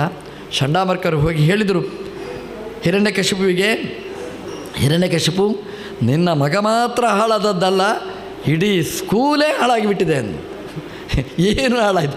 ಪ್ರಹ್ಲಾದ ಪಾಠ ಹೇಳಿ ಆ ಮಕ್ಕಳನ್ನು ತಿದ್ದಿದರೆ ನಿನ್ನ ಮಗ ಹಾಳು ಮಾಡ್ದ. ಎಂಥ ಆ ಮಾತ್ಸರ್ಯ ನೋಡಿ, ಜಲಸ್ ಅಂದರೆ ಎಂಥದ್ದಿದೆ ನೋಡಿ. ಆ ಹುಡುಗನ ಬಗ್ಗೆ ಬತ್ತಿ ಇಟ್ಟ, ಅದು ಉರ್ರಿತು. ಹಿರಣ್ಯಕಶಿಪುಗೆ ಸಿಟ್ಟು ಬಂತು. ತನ್ನಿ ಎಳ್ಕೊಂಡು ಅಂತ ಬಂದ. ಕೇಳ್ತಾನೆ ಅವನು ಪ್ರಹ್ಲಾದನ ಹತ್ರ, ಏನು ಸೊಕ್ಕು ನಿನಗೆ? ನಾನಿರುವಾಗ ತ್ರಯೋಲೋಕಾಹ ಪ್ರಕಂಪಂತೆ. ಅವ ಹೇಳಿದ, ಹಿರಣ್ಯಕಶಿಪುವಿನ ಆಜ್ಞೆ ಅಂತಂದರೆ 3 ಲೋಕ ನಡುಗ್ತಾ ಇದೆ, ನಿನಗೆ ಯಾರ್ದು ಬಲ ಅಂತ ಕೇಳಿದ. ಕಿಂಬಲಹ, ಯಾರ ಬಲದಿಂದ ನೀನು ನನ್ನ ಮಾತನ್ನು ಮೇ ಶಾಸನಂ ಅತ್ಯಗಾಹ, ನನ್ನ ಮಾತನ್ನು ಮೀರಿದ್ದಿ ಅಂತ. ಪ್ರಹ್ಲಾದ ಕೇಳಿದ ಅಪ್ಪನ ಹತ್ರ, ಅಪ್ಪ ನೀನಿಷ್ಟು ಮಾತಾಡ್ತೆ ಅಲ್ವಾ, ನಿನಗೆ ಯಾರು ಬಲ ಅಂತ ಕೇಳಿದ. ಪ್ರಹ್ಲಾದನಿಗೆ ಅವಾಗ ಕೇಳಿದರೆ ಕಿಂಬಲಹ ಮೇ ಶಾಸನ ಮತ್ಯಗ ಅಂತ ಕೇಳಿದರೆ, ನನಗೆ ಜೋರು ಮಾಡಬೇಕಾದರೆ ನಿನಗೆ ಯಾರು ಬೆಂಬಲವಾಗಿದ್ದಾನೆ? ಅದರ ಹೇಳಿದ್ದು, ನಿನಗೆ ಬೆಂಗಾವಲಾಗಿ ಯಾವ ದೇವರಿದ್ದಾರೋ ಅದೇ ದೇವರು ನನಗೂ ಬೆಂಗಾವಲಾಗಿದ್ದಾರೆ ಅಂತ. ನಿನ್ನನ್ನು ಕಾಯುವ ದೇವರು ನನ್ನನ್ನೂ ರಕ್ಷಣೆ ಮಾಡ್ತಾರೆ ಅಂತ. ಸಿಟ್ಟು ಬಂತವನಿಗೆ. ಕೂತವ ಎದ್ದ, ಖಡ್ಗವನ್ನು ಹೊರೆಯಿಂದ ತೆಗೆದ, ಪ್ರಹ್ಲಾದನನ್ನು ತುಂಡು ಮಾಡಬೇಕು ಅಂತ ಎದ್ದ. ಎಲ್ಲಿದ್ದಾರೆ ನಿಂದು ದೇವರು? ಮದನ್ಯೋ ಜಗದೀಶ್ವರ, ನನಗಿಂತ ಭಿನ್ನನಾದ ದೇವರು ಎಲ್ಲಿದ್ದಾನೆ ತೋರಿಸು ಅಂದರೆ ನಾನೇ ದೇವರು ಅಂತ ಅವನಿಗೆ ಹೇಳಿದರೆ, ಆವಾಗ ಪ್ರಹ್ಲಾದ ಹೇಳಿದ, ದೇವರು ಎಲ್ಲಿಲ್ಲ, ಎಲ್ಲ ಕಡೆ ಇದ್ದಾನೆ. ಕಸ್ಮಾತ್ ಸ್ತಂಭೇನ ದೃಶ್ಯತೆ ಅಂತ ಕೇಳಿದ, ಈ ಕಂಬದಲ್ಲಿ ಯಾಕೆ ಕಾಣೋದಿಲ್ಲ ಅಂತ. ಪ್ರಹ್ಲಾದ ಹೇಳಿದ, ಯಾಕೆ ಕಾಣೋದಿಲ್ಲ? ಇಬ್ಬರದ್ದು ಒಂದೇ. ಹಿರಣ್ಯಕಶಿಪು ಕೇಳೋದು ಕಂಬದಲ್ಲಿ ಯಾಕೆ ಕಾಣುವುದಿಲ್ಲ ಅಂತ. ಪ್ರಹ್ಲಾದ ಹೇಳಿದ, ಯಾಕೆ ಕಾಣೋದಿಲ್ಲ? ಆದರೆ ಹಿರಣ್ಯಕಶಿಪುವಿಗೆ ಕಾಣಲಿಲ್ಲ, ಪ್ರಹ್ಲಾದನಿಗೆ ದೇವರು ಕಾಣ್ತಾ ಇದ್ದಾರೆ. ಹಾಗಾಗಿ ಪ್ರಹ್ಲಾದ ಹೇಳಿದ, ಯಾಕೆ ಕಾಣೋದಿಲ್ಲ? ಸ್ವಾಮಿಯರು ಪ್ರವಚನ ಮಾಡ್ತಾರೆ, ಕಾಣೋದಿಲ್ಲ ಅಂತ ಹೇಳಿದ್ರೆ ಯಾಕೆ ಕಾಣೋದಿಲ್ಲ ಅಂತ ನೀವು ಕೇಳ್ತೀರಿ. ಯಾಕೆಂದರೆ ಮಾಡ್ತಾ ಇದ್ದಾರೆ, ನೋಡ್ತಾ ಇದ್ದೀರಿ ನೀವು. ಹಾಗೆ ಪ್ರಹ್ಲಾದ ದೇವರನ್ನು ನೋಡ್ತಾ ಇದ್ದಾನೆ, ಎಲ್ಲ ಕಡೆ ಇದ್ದ ದೇವರನ್ನು ನೋಡ್ತಾ ಇದ್ದಾನೆ. ಕಂಬದಲ್ಲಿ ಯಾಕಿಲ್ಲ, ಯಾಕೆ ಕಾಣುವುದಿಲ್ಲ? ಕಾಣ್ತಾ ಇದ್ದಾನೆ. ಕಾಣುವ ಕಣ್ಣು ಇರಬೇಕಷ್ಟೇ. ದೇವರು ಆ ಕಾಣುವ ಶಕ್ತಿಯನ್ನು ಕೊಟ್ಟರೆ, ಯಮೈವೇಶ ವೃಣುತೆ ತೇನ ಲಭ್ಯ ತಸ್ಯೈಷ ಆತ್ಮ ವಿವೃಣುತೆ ತನುಂ ಸ್ವಾಂ. ಯಾರಿಗೆ ಭಗವಂತ ಒಲಿತಾನೆ ಅವನಿಗೆ ತನ್ನನ್ನು ತೋರಿಸ್ತಾನೆ. ನಮಗೆ ಆ ಕಾಣುವ ಶಕ್ತಿ ನಮ್ಮಲ್ಲಿ ಇರಬೇಕಷ್ಟೇ. ಪ್ರಹ್ಲಾದ ಹೇಳಿದ್ರೆ ಈ ಕಂಬದಲ್ಲಿದ್ದಾನ ಅಂತ ಕಂಬಕ್ಕೆ ಒದ್ರೆ ಆ ಕಂಬದ ಸತ್ಯಂ ವಿಧಾತು ನಿಜಭೃತ್ಯ ಭಾಷಿತಂ ವ್ಯಾಪ್ತಿಂಚ ಭೂತೇಷು ಅಖಿಲೇಷು ಚಾತ್ಮನಃ ಅದೃಶ್ಯತ ಅತ್ಯದ್ಭುತಂ ರೂಪಂ ಉದ್ವಹನ್ ಸ್ತಂಭೆ ಸಭಾಯಾಂ ನ ಮೃಗಂ ನ ಮಾನುಷಂ. ಆ ಕಂಬದಿಂದ ದೇವರು ಬಂದಂತೆ. ಸತ್ಯಂ ವಿಧಾತು, ಆ ಪ್ರಹ್ಲಾದ ಹೇಳಿದ ಅಲ್ವಾ, ಕಂಬದಲ್ಲಿ ಕಾಣ್ತಾ ಇದ್ದಾನೆ. ಈ ಮಾತನ್ನು ಸತ್ಯ ಅಂತ ಮಾಡೋದಕ್ಕೋಸ್ಕರವಾಗಿ ನಮ್ಮ ದೇವರು ಕಂಬದಿಂದ ಹೊರಗೆ ಬಂದಂತೆ. ವ್ಯಾಪ್ತಿಂಚ ಭೂತೇಶು, ದೇವರು ಎಲ್ಲ ಕಡೆ ಇದ್ದಾನೆ. ದೇವರು ಇಲ್ಲದಿದ್ದ ಜಾಗ ಇಲ್ಲ. ಈ ಕಂಬದಲ್ಲಿಯೂ ದೇವರಿದ್ದಾನೆ. ತೋರಿಸ್ಲಿಕ್ಕೋಸ್ಕರನೇ ದೇವರು ಅಲ್ಲಿಂದ ಬಂದ. ಇದು ದೇವರದ್ದು ಅಗಣಿತ ಘಟನಾಶಕ್ತಿ. ಭಾಗವತ ಹೇಳುತ್ತೆ, ಅದೃಶ್ಯತ ಅತ್ಯದ್ಭುತ ರೂಪಂ ಅಂತ. ಇದಕ್ಕಿಂತ ಒಂದು ಅತ್ಯದ್ಭುತ ಅಂತಿಲ್ಲ. ನೀವು ಹೇಳ್ತೀರಿ 8 ವಂಡರ್ಸ್ ಅಂತ. 8 ಅಲ್ಲ, ಇದಕ್ಕೆ ಸಮಾನವಾದ ಒಂದು ವಂಡರೇ ಇಲ್ಲ, ಪ್ರಪಂಚದಲ್ಲೇ ಇಲ್ಲ. ಯಾಕೆ ಅಂತಂದರೆ, ಎಲ್ಲಿಯಾದರೂ ಒಂದು ಕಂಬದ ಮಧ್ಯದಿಂದ ಯಾರಾದರೂ ಬರಲಿಕ್ಕೆ ಸಾಧ್ಯನಾ? ಇದು ಸೈನ್ಸಿಗೆ ಒಂದು ಸವಾಲು. ಕಂಬದಿಂದ ಮಧ್ಯದಿಂದ ಯಾರಾದರೂ ಬರಲಿಕ್ಕೆ ಸಾಧ್ಯನಾ? ಒಂದು ಪ್ಲಾಸ್ಟಿಕ್ ಕಂಬ ಮಾಡಿದರೆ ಅದರೊಳಗೆ ನರಸಿಂಹ ಹೋಗ್ಬೋದು, ವಾಪಸ್ ಬರ್ಬೋದು. ನಮ್ಮ ಡ್ರಾಮಾದಲ್ಲೆಲ್ಲ ನಾವು ಮಾಡ್ತೇವೆ. ಆದರೆ ಕಂಬದಲ್ಲಿ, ಕಲ್ಲಿನ ಕಂಬದ ಮಧ್ಯದಿಂದ ದೇವರು ಹೇಗೆ ಬಂದ? ಇದೊಂದು ಒಗಟು. ಇದು ದೇವರು ಬಂದ, ಇದಕ್ಕೆ ಅತ್ಯದ್ಭುತಂ. ಯಾರೋ ಹೇಳ್ಬೋದು, ಇಲ್ಲ ಮೊದಲೇ ನರಸಿಂಹ ಹೋಗಿ ಅಡಗಿ ಕೂತಿದ್ದ ಆ ಕಂಬದಲ್ಲಿ, ಅದರಿಂದ ಹೊರಗೆ ಬಂದ. ಅದು ಪ್ರಹ್ಲಾದನ ಮನೆ ಅಲ್ಲ, ಅದು ಹಿರಣ್ಯಕಶಿಪುವಿನ ಮನೆ. ಎಷ್ಟು ವಾಚ್ಮ್ಯಾನ್ಗಳು ಎಷ್ಟು ಎಲ್ಲ ಇದ್ದಾರೆ, ಬಂದೂಕು ಹಿಡ್ಕೊಂಡು ಕಾಯ್ತಾ ಇರ್ತಾರೆ ಅವರು. ಆಗ ನರಸಿಂಹದೇವರಿಗೂ ನೋ ಎಂಟ್ರಿ. ಆ ಕಂಬದೊಳಗೆ ಹೋಗಬೇಕು, ಮತ್ತೆ ಆ ಕಂಬ ಎಕ್ಸ್ಚೇಂಜ್ ಮಾಡಿ ಇಡಬೇಕು ಅದಕ್ಕೆ. ಇದೆಲ್ಲ ಸಾಧ್ಯನಾ? ಇಂಪಾಸಿಬಲ್ ಇದು. ಅದರಿಂದ ಅತ್ಯದ್ಭುತಂ. ಒಂದು ಕಲ್ಲ ಕಂಬದಿಂದ ನರಸಿಂಹದೇವರು ಬಂದ ಕಥೆಯನ್ನು ಭಾಗವತ ಹೇಳುತ್ತೆ. ಕಲ್ಲ ಕಂಬದಿಂದ ನರಸಿಂಹದೇವರು ಬರಬಹುದು ಅಂತಾದರೆ ಪ್ರಹ್ಲಾದನ ಭಕ್ತಿಯಿಂದ, ನಮ್ಮ ಭಕ್ತಿಯಿಂದ ಈ ಕಲ್ಲ ಕಂಬದಿಂದ ದೇವರು ಯಾಕೆ ಕಾಣಿಸಬಾರ್ದು? ಇದೇ ಭಾಗವತದ ಮುಖ್ಯವಾದಂತಹ ಚಿಂತನೆ. ಈ ಕಂಬದಲ್ಲಿ ದೇವರು ಕಾಣಿಸಬೇಕು ನಮಗೆ, ಡಿಂಬದೊಳಗೆ ಆ ಬಿಂಬನ ಕಾಣುವಂಥ. ಇದನ್ನೇ ನಮ್ಮ ಶರಣರು, ದಾಸರು ಎಲ್ಲ ನಮಗೆ ಹೇಳಿಕೊಟ್ಟಿರ್ತಕ್ಕಂಥದ್ದು. ಪ್ರಹ್ಲಾದನಿಗೆ ಅದೃಶ್ಯತ ಅತ್ಯದ್ಭುತ ರೂಪಂ ಉದ್ವಹನ್ ಸ್ತಂಭೆ, ಆ ಕಂಬದಲ್ಲಿ ಸಭಾಯಾಮ್ ಇಡೀ ಜಗತ್ತು ಕಾಣ್ತಾ ಇದೆ. ಈ ಒಬ್ಬನಿಗಾದರೆ ಅರಳು ಮರಳು ಹುಚ್ಚು ಅಂತ ಹೇಳ್ಬೋದು. ಸಭಾಯಾಮ್ ಎಲ್ಲ ಅಷ್ಟು ಜನ ಕೈ ಮಿಗಿದು ನೋಡ್ತಾ ಇದ್ದಾರೆ. ಆ ಕಂಬದಿಂದ ಬಂದ ಉಗ್ರವಾದ ಆ ನರ ಸಿಂಹ ರೂಪ ಅದನ್ನು ನೋಡ್ತಾ ಇದ್ದಾರೆ. ಎಲ್ರಿಗೂ ಆಶ್ಚರ್ಯ ಆಗಿಬಿಟ್ಟಿದೆ, ಏನಿದು ಅಂತ. ಆ ಕಂಬದಿಂದ ಬಂದ ನರಸಿಂಹದೇವರು ಹಿರಣ್ಯಕಶಿಪುವನ್ನು ಬೆನ್ನಟ್ಟಿಕೊಂಡು ಹೋದರಂತೆ. ಅದನ್ನೇ ಆ ಭಾಗವತ ತುಂಬ ಸುಂದರವಾಗಿ ವಿವರಿಸಿದೆ. ಯಾವಾಗ ಬಂದರೂ ಆ ಶಬ್ದ ಸತ್ಯಲೋಕದ ತನಕ ಕೇಳಿದೆ ಅಂತೆ. ಬ್ರಹ್ಮಾಂಡನೇ ಒಡೆಯಿತು ಅಂತ ಅಲ್ಲಿಯ ಜನ ಭ್ರಮಿಸಿದರಂತೆ. ಹಿರಣ್ಯಕಶಿಪು ಭಯದಿಂದ ಓಡಿದರೆ ಅದನ್ನು ಹಿಡಿದು ತನ್ನ ತೊಡೆಯಲ್ಲಿ ಇಟ್ಟು ಅವನ ಎದೆಯನ್ನು ಬಗಿದು ಆ ಕರುಳನ್ನು ಕೊರಳಿಗೆ ಹಾಕಿ ಮಾಲೆ ಹಾಕ್ಕೊಂಡು ನರಸಿಂಹದೇವರು ವಿಜೃಂಭಿಸಿದರು ಅಂತ ಭಾಗವತ ಹೇಳುತ್ತೆ. ಅದು ಬೆಳಗ್ಗೆನೂ ಅಲ್ಲ, ರಾತ್ರಿಯೂ ಅಲ್ಲ, ಸಾಯಂಕಾಲದ ಹೊತ್ತು. ಅವನು ಹೇಳಿದ ಹಾಗೆ ಬೆಳಗೂ ಕೊಲ್ಲಬಾರದು, ರಾತ್ರಿ ಅಲ್ಲ, ಬೆಳಗ್ಗೆ ಸಾಯಂಕಾಲ ಸಂಧ್ಯಾಕಾಲ ಅವನಿಗೆ ಗೊತ್ತಿಲ್ಲ. ಅದಕ್ಕೆ ನಮ್ಮದ್ರಲ್ಲಿ ಸಂಸ್ಕಾರ ಇದೆ ನೋಡಿ, ಸಂಧ್ಯಾ ವಂದನೆ ಅಂತ ಹೇಳೋದು. ಅದು ಉಳಿದ ಕಾಲ ಯಾರಿಗೂ ಗೊತ್ತಿಲ್ಲ, ಸಂಧ್ಯಾ ವಂದನೆಯ ಕಾಲ ಉಳಿದವರಿಗೂ ಗೊತ್ತಿಲ್ಲ. ಹಗಲು ತಿನ್ನುವುದು, ರಾತ್ರಿ ತಿನ್ನುವುದು ಅಷ್ಟೇ ಗೊತ್ತಿರೋದು. ಆ ಜಪ ಮಾಡುವ ಕಾಲ ಸಂಧ್ಯಾಕಾಲ. ಆ ಸಂಧ್ಯಾಕಾಲದಲ್ಲಿ ನರಸಿಂಹದೇವರು ಬಂದರು. ಮೇಲೆಯೂ ಅಲ್ಲ ಕೆಳಗೂ ಅಲ್ಲ, ದೇವರ ತೊಡೆಯಲ್ಲಿ ಅವನನ್ನಿಗೆ ಸೀಳುವ ಕೆಲಸವನ್ನು ಮಾಡಿದರು. ಒಳಗೂ ಅಲ್ಲ ಹೊರಗೂ ಅಲ್ಲ, ಆ ಹೊಸ್ತಿನಲ್ಲಿ ನಿಂತು ನರಸಿಂಹದೇವರು ಹಿರಣ್ಯಕಶಿಪುವಿನ ಸಂಹಾರ ಮಾಡಿದರು. ಅದು ಆಯುಧದಿಂದ ಅಲ್ಲ, ಬರೀ ತನ್ನ ಉಗುರಿನಿಂದ ಅವನ ಎದೆಯನ್ನು ಬಗಿದು ಅವನನ್ನು ಸಂಹಾರ ಮಾಡಿದರು. ಬ್ರಹ್ಮದೇವರ ವರವನ್ನು ಸತ್ಯಂ ವಿಧಾತುಂ ನಿಜ ಭೃತ್ಯ ಭಾಷಿತಂ, ನಿಜ ಭೃತ್ಯ ಬ್ರಹ್ಮದೇವರಿಗೆ ಕೊಟ್ಟ ಮಾತನ್ನು ಸತ್ಯ ಅಂತ ದೇವರು ಮಾಡಿಸಿ ಹಿರಣ್ಯಕಶಿಪುವನ್ನು ಸಂಹಾರ ಮಾಡಿದ ಕಥೆಯನ್ನು ಭಾಗವತ ಉಲ್ಲೇಖ ಮಾಡಿದೆ. ಪ್ರಹ್ಲಾದ ನೋಡ್ತಾ ಇದ್ದಾನೆ, ಎಲ್ಲ ದೇವತೆಗಳು ತಲೆಯ ಮೇಲೆ ಕೈ ಇಟ್ಟು ಸ್ತೋತ್ರ ಮಾಡ್ತಾ ಇದ್ದಾರೆ. ಲಕ್ಷ್ಮೀದೇವಿಯೂ ಕೂಡ ಪ್ರಹ್ಲಾದನನ್ನು ಮುಂದೆ ಬಿಟ್ಟಿದ್ದಾಳಂತೆ. ಪ್ರಹ್ಲಾದ, ತಾತನನ್ನು ಸಮಾಧಾನ ನೀನೇ ಮಾಡು, ನಿನಗೋಸ್ಕರ ಅವತಾರ ಅಂತ ಪ್ರಹ್ಲಾದರಾಜರು ಸ್ತೋತ್ರ ಮಾಡ್ತಾರೆ ಆ ನರಸಿಂಹದೇವರನ್ನು. ನರಸಿಂಹದೇವರೇ, ಜನ ಹೇಳ್ತಾರೆ ನಿಮ್ಮನ್ನು ನೋಡಿದರೆ ಭಯ ಆಗುತ್ತೆ ಅಂತ. ನರಸಿಂಹದೇವರೇ, ನನಗೆ ಭಯ ಆಗೋಲ್ಲ ಅಂತ ಹೇಳಿದ ಪ್ರಹ್ಲಾದ. ಪುಟಾಣಿ ಹೇಳಿತು, ನನಗೆ ಏನು ಭಯ ಗೊತ್ತಾ? ಆ ಪುಟಾಣಿ ಹೇಳುವ ಮಾತು ನರಸಿಂಹದೇವರ ಹತ್ರ, ನಿಮ್ಮನ್ನು ನೋಡಿದರೆ ಭಯ ಆಗುವುದಿಲ್ಲ, ನನ್ನ ಅಪ್ಪನನ್ನು ಬಗಿದ ಆ ದೃಶ್ಯ ನೋಡಿದಾಗ ನನಗೆ ಭಯ ಆಗುವುದಿಲ್ಲ.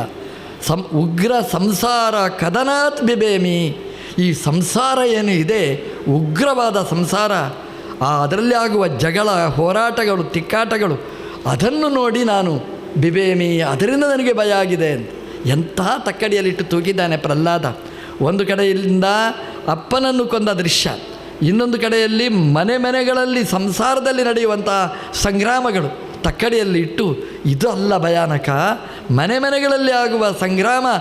ನಿನ್ನೆ ಚೆನ್ನಾಗಿದ್ದರು, ಇವತ್ತು ಗುಮ್ಮಾಗಿ ಬಿಟ್ಟಿದ್ದಾರೆ, ಒಬ್ಬರ ಮಾತು ಕೇಳುವುದಿಲ್ಲ. ಇಂತಹ ಸಂಸಾರ ನೋಡಿ ನನಗೆ ಬೆಚ್ಚಿ ಬಿದ್ದಿದ್ದೇನೆ, ಅದನ್ನು ರಕ್ಷಣೆ ಮಾಡುವಂಥ ಪ್ರಹ್ಲಾದ ನಮ್ಮ ಪರವಾಗಿ ನರಸಿಂಹದೇವರ ಹತ್ರ ಕೇಳಿಕೊಂಡಿರತಕ್ಕಂಥದ್ದು. ನರಸಿಂಹದೇವರು ಕೇಳ್ತಾರೆ, ಪ್ರಹ್ಲಾದ ನಿನಗೇನು ವರ ಬೇಕು ಕೇಳು, ನಾನು ಕೊಡ್ತೇನೆ ಅಂತ ಕೇಳಿದರು. ನಮ್ಮದಾದ್ರೂ ಒಂದಿಷ್ಟು ದೊಡ್ಡ ಪಟ್ಟಿಯೇ ಇದೆ, ಆ ಲಿಸ್ಟೇ ಕೊಡ್ತಿದ್ದೆವು, ಅದು ಕೊಡು ಇದು ಕೊಡು ಇದು ಕೊಡು ಎಲ್ಲ. ಪ್ರಹ್ಲಾದ ಹೇಳಿದ, ದೇವರೇ ನಿನಗೆ ಹೇಗೆ ಮನಸ್ಸು ಬರುತ್ತೆ ಅಂತ ನೀನೇ ಹೇಳಿತ್ತು, ದೇವರ ಹತ್ರ ಏನು ಕೇಳಬಾರದು ಅಂತ ಹೇಳಿ ಈಗ ನೀನೇ ಆಸೆ ಹುಟ್ಟಿಸ್ತೀಯಾ, ಏನು ಬೇಕು ಕೇಳು, ತಪ್ಪಲ್ವ ಇದು, ಕೇಳಬಾರ್ದಲ್ಲ ಅಂತ ಪ್ರಹ್ಲಾದ ಹೇಳ್ತಾ ಕೊನೆಗೊಂದು ಒಳ್ಳೆಯ ಮಾತು ಹೇಳ್ತಾನೆ. ನಿನಗೆ ಕೊಡಲೇಬೇಕು ಅಂತಿದ್ದರೆ ಒಂದು ವರ ಕೊಡು ಅಂತ ಕೇಳ್ತಾನೆ. ಎಂತಹ ವರ ಗೊತ್ತುಂಟ? ಏನು ವರ ಅಂತಂದರೆ, ಒಂದು ಕಲ್ಪವೃಕ್ಷ, ಒಂದು ಕಾಮಧೇನು ನಾವು ಕೇಳಿದ್ದನ್ನೆಲ್ಲ ಕೊಡ್ತದೆ. ಕೊಡುವಾಗ ಅದು ಹೇಳುತ್ತೆ ನಿನಗೇನು ಬೇಕು ಅಂತ ಕೇಳುತ್ತೆ. ಅದು ಕೇಳಿದರೆ ಅದನ್ನೆಲ್ಲ ಓಕೆ ಸ್ಯಾಂಕ್ಷನ್ ಅಂತ ಹೇಳುತ್ತೆ. ಅಂತಹ ಕಲ್ಪವೃಕ್ಷ ಕಾಮಧೇನು ಎದುರಿದ್ದರೂ ಕೂಡ, ನಿನಗೆ ಅದು ಏನು ಬೇಕು ಅಂತ ಕೇಳಿದರೂ ಕೂಡ ನನಗೆ ಇದು ಬೇಕು ಅನ್ನುವ ಆಸೆ ನನ್ನ ಮನಸ್ಸಲ್ಲಿ ಹುಟ್ಟದೇ ಇದ್ದಂತಹ ವರ ನೀನು ಕೊಡು. ಯದಿ ರಾಶೀಶಮೇ ವರಂ, ನೀನು ನನಗೆ ವರ ಕೊಡ್ತೀನಿ ಅಂತಂದರೆ ದಾನಿಗಳು ಇರುವಾಗಲೂ ಅದನ್ನು ಕೇಳುವ ಆಸೆ ನನಗೆ ಹುಟ್ಟದೇ ಇರಲಿ ಅಂತ ಪ್ರಹ್ಲಾದ ನಮಗೆ ಕೇಳಿದ್ದಾನೆ. ಭಕ್ತಿಯಿಂದ, ಅಂದರೆ ಇಂತಹ ಭಕ್ತಿ ಆನಂದಮಯನಾದಂತಹ ಪ್ರಹ್ಲಾದ ನರಸಿಂಹದೇವರಿಗೆ ಪ್ರಹ್ಲಾದನಿಗೆ ಎಲ್ಲವನ್ನು ಅನುಗ್ರಹ ಮಾಡಿ ಪ್ರಹ್ಲಾದ ಹೇಳ್ತಾನೆ, ನನ್ನ ಅಪ್ಪ ಮಾಡಿದ ತಪ್ಪು, ಅದಕ್ಕೆ ಪ್ರಾಯಶ್ಚಿತ್ತ ಏನೂ ಅವರ ಪಾಪ ಬರಬಾರ್ದು, 7 ತಲೆಯಲ್ಲಿ ಆ ಪಾಪ ಬರಬಾರ್ದು ಅಂತ ಹೇಳ್ತಾನೆ. ಅದಕ್ಕೆಲ್ಲ ನರಸಿಂಹದೇವರು ಅನುಗ್ರಹ ಮಾಡ್ತಾರೆ. ಒಂದು ದೊಡ್ಡ ಸಂಗತಿ ಏನು ಅಂತಂದರೆ, ನರಸಿಂಹದೇವರು ನಿಂತು ಅಂತ್ಯ ಸಂಸ್ಕಾರವನ್ನು ಮಾಡಿಸ್ತಾರೆ. ಇದು ನಾವು ಗಮನಿಸಬೇಕಾದ ಅಂಶ. ಹಿರಣ್ಯಕಶಿಪುವಿನ ಮೇಲೆ ವೈರ ಇದ್ದರೂ ಕೂಡ, ಹಿರಣ್ಯಕಶಿಪುವನ್ನು ಕೊಂದರೂ ಕೂಡ ಶರೀರಕ್ಕೆ ಸಂಸ್ಕಾರ ಮಾಡಿಸಿ, ಇದು ನಾವು ಗಮನಿಸಬೇಕು. ಪ್ರಹ್ಲಾದನ ಮೂಲಕ ಮಾಡಿಸ್ತಾರೆ. ಮಕ್ಕಳು ಹುಟ್ಟಿದ್ದೇ ಅದಕ್ಕೋಸ್ಕರ, ಅಪ್ಪನ ಸಂಸ್ಕಾರಕ್ಕೋಸ್ಕರ. ಅದರಲ್ಲಿ ಸಂಕೋಚ ಪಡಬಾರದು. ಅಪ್ಪನ ಶರೀರ ಸಂಸ್ಕಾರ ಮಕ್ಕಳೇ ಮಾಡಬೇಕಾದ್ದು, ಯಾರ್ಯಾರ ಹತ್ರನೂ ಮಾಡಿಸುವುದಲ್ಲ. ನಾವೊಂದು ಖುಷಿ ಸಂಗತಿ ಏನು ಅಂತಂದರೆ, ನಮ್ಮ ಪ್ರಧಾನಮಂತ್ರಿಗಳು ತಮ್ಮ 100 ವರ್ಷದ ಅಮ್ಮ ವಿಧಿವಶರಾದ ಕಾಲಾದಾಗ ತಾನೇ ಹೋಗಿ ತಾನೇ ಅಮ್ಮನ ಶರೀರವನ್ನು ಹೊತ್ತು ಅದನ್ನು ಸಂಸ್ಕಾರ ಮಾಡಿದ್ದು ನಮಗೊಂದು ದೊಡ್ಡ ಆದರ್ಶ. ಅದಂತೂ ಹೇಗಿರಬೇಕು ಅಂತ ನಮಗೆ ಒಳ್ಳೆಯ ಮಾರ್ಗದರ್ಶನ ನೀಡಿದ್ದಾರೆ. ಪ್ರಹ್ಲಾದನ ಮೂಲಕ ಆ ಸಂಸ್ಕಾರಗಳನ್ನು ಚೆನ್ನಾಗಿ ಮಾಡಿಸಿ ಪ್ರಹ್ಲಾದನನ್ನು ಸಿಂಹಾಸನದಲ್ಲಿ ಕೂಡಿಸಿ ಪಟ್ಟಾಭಿಷೇಕ ಮಾಡಿ ಅನುಗ್ರಹ ಮಾಡಿದ ದೊಡ್ಡ ದೇವರು ಲಕ್ಷ್ಮೀ ನರಸಿಂಹ ದೇವರು. ನಮಗೆ ನರಸಿಂಹಾದಿಕ ಮನ್ಯತ್ತು ದುರಿತಾದಿ ನಿವೃತ್ತಯೇ, ನಮಗೇನಾದರೂ ಸಮಸ್ಯೆಗಳು ಬಂದರೆ ನರಸಿಂಹದೇವರನ್ನು ಪರಿಹಾರ ಮಾಡಿದರೆ ನಮ್ಮ ದುರಿತಗಳು, ಕಷ್ಟಗಳು, ಅನಿಷ್ಟಗಳು ಅದೆಲ್ಲ ಪರಿಹಾರ ಆಗುತ್ತೆ ಅಂತ ಸಪ್ತಮ ಸ್ಕಂದದಲ್ಲಿ ಹೇಳಿ, ಅಷ್ಟಮ ಸ್ಕಂದದಲ್ಲಿ ಆ ಗಜೇಂದ್ರ ಮೋಕ್ಷದ ಕತೆ, ಸಮುದ್ರ ಮಥನದ ಕತೆಗೆ ಕೊನೆಗೆ ಆ ಬಲಿಚಕ್ರವರ್ತಿಯನ್ನು ಅವನ ದುಷ್ಟ ಚಿಂತನೆಗಳನ್ನು ನಿಗ್ರಹ ಮಾಡಿ ಮತ್ಸ್ಯಾವತಾರದ ಕತೆ ಹೇಳಿ, ನವಮಸ್ಕಂದಕ್ಕೆ ಬಂದರೆ ಎಲ್ಲ ರಾಜರುಗಳ ಪರಂಪರೆ ಸೂರ್ಯವಂಶ ಚಂದ್ರವಂಶದ ಕಥೆಯನ್ನು ಹೇಳಿ, ಚಂದ್ರವಂಶದಲ್ಲಿ ನಮ್ಮ ದೇವರು ಯದುವಂಶದಲ್ಲಿ ಕೃಷ್ಣನಾಗಿ ಬಂದ ಅನ್ನುವ ಕಥೆಯನ್ನು ಹೇಳಿದ್ದಾರೆ ಎಂಬ ಜೊತೆಗೆ ಇವತ್ತಿನ ಪ್ರವಚನ ಕೃಷ್ಣಾರ್ಪಣ ಮಸ್ತು. உங்கள் இதயங்களின் எண்ணமாய், உங்கள் பதிவுகளின் வண்ணமாய் தாமிரா வெப் டிவி. உங்கள் பதிவு நிரந்தர பதிவு.